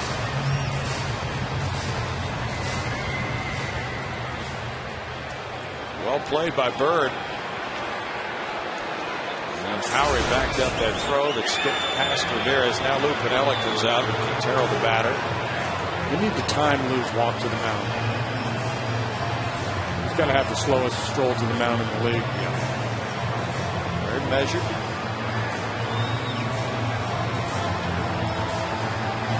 Jason Michaels has come out to the on-deck circle. Pitcher spot due up after Quintero. And Lou will go to the bullpen here. This 3-1 game. Cubs have not been scoring runs. He wants to put a stop on the Astros right here. Cut off this run. As he looks at the lineup card, his bullpen door will be swinging open, and Howry making his exit as the Cubs will move on to their 6th pitcher of the night. Piniella pointing to the bench. He's going to do a double switch here. Ramirez made the last out. So probably bring Baker in, and Carlos Marmol coming out of the bullpen, and Ramirez coming off the field. 3-1 Houston. Back in a moment.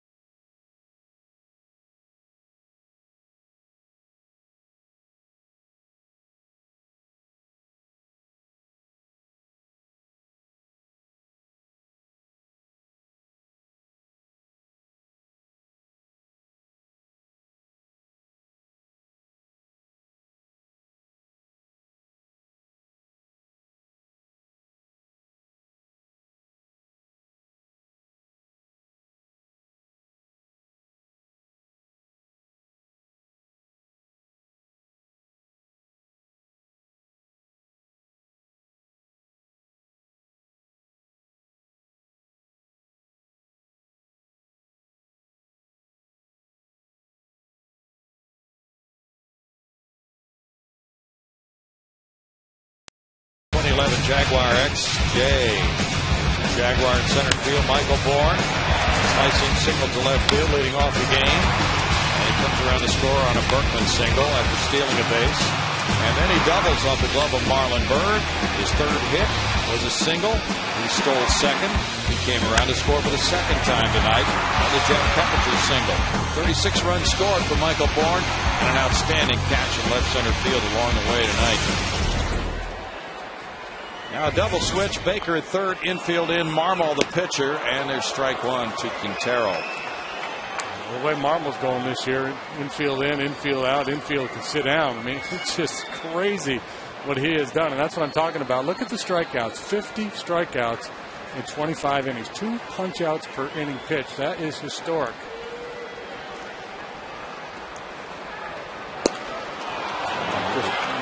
Nails on that right-handed hitter with that drop-down delivery and the sweeping slider, plus a mid-90s heater. Just give a hitter nightmares. He does walk a lot of batters, and that would be the one chink in his armor. His last outing, June 1st. Strike 3. Quintero says something to the home plate umpire, Bill Miller. 2 outs.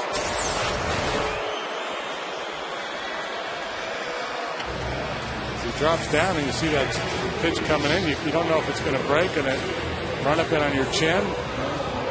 Looked like a good pitch. Now Jason Michaels. J-Mike had an idea he would be pinch hitting tonight against Carlos Marmol. And here it is happening. He is 3 for 21 pinch hitting with a homer, 2 runs batted in. There's strike 1 at 96. With Blum and Sullivan in the lineup, you're kind of limited on the bench when you're looking for a left-handed option. That's exactly what he said. Now he's trying to get this important run in from 3rd. No balls, 2 strikes against a guy who's really tough on right-handed batters. And Canelo, of course, normally uses Marmol as his closer to protect leads late, but because of the rain out, 2 consecutive days off, and the last time he pitched, he just threw 3 pitches, so he kind of needs a little work.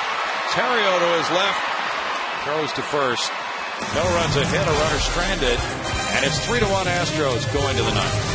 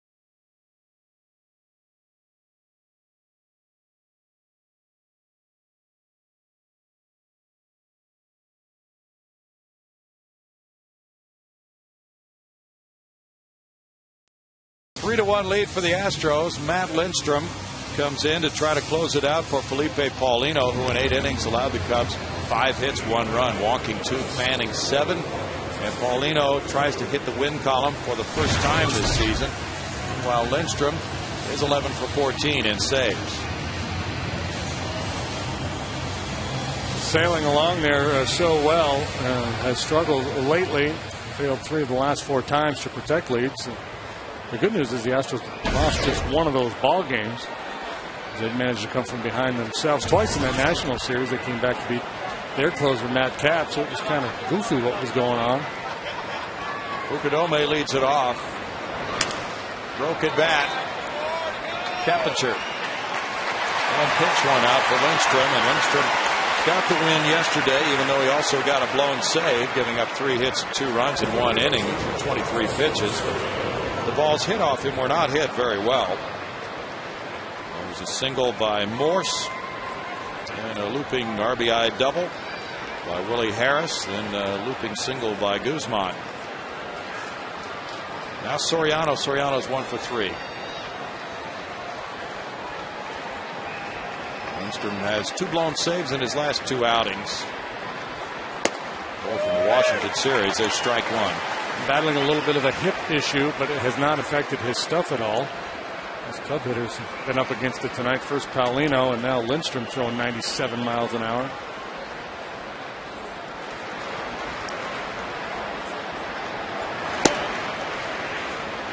It's 1-1. Xavier Nady's on deck. Soto is scheduled up next.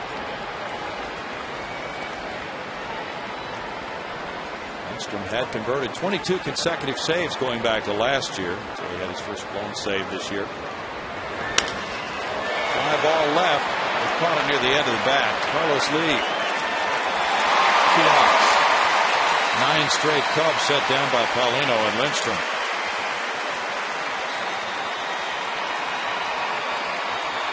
Lindstrom walked 2 on Tuesday, and that complicated the issue for him.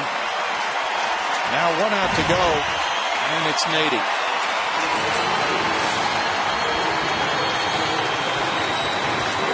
Nady played a little first base the other day and hit a home run at Pittsburgh. 263, 3 homers, 13 runs batted in, 76 at bats for Nady. He's 3 for 15 pinch hitting with a homer included.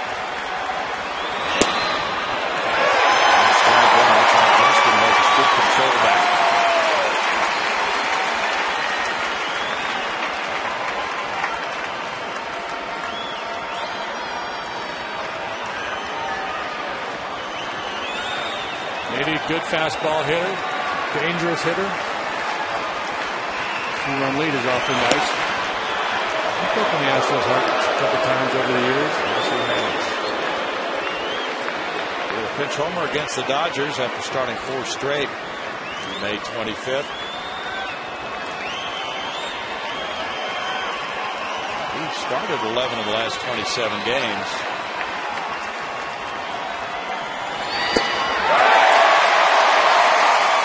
Two.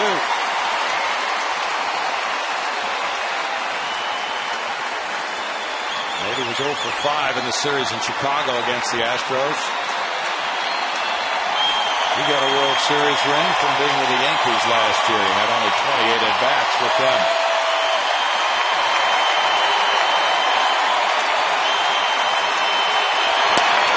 And there's the closing pitch of the Paulino win #1 of the year.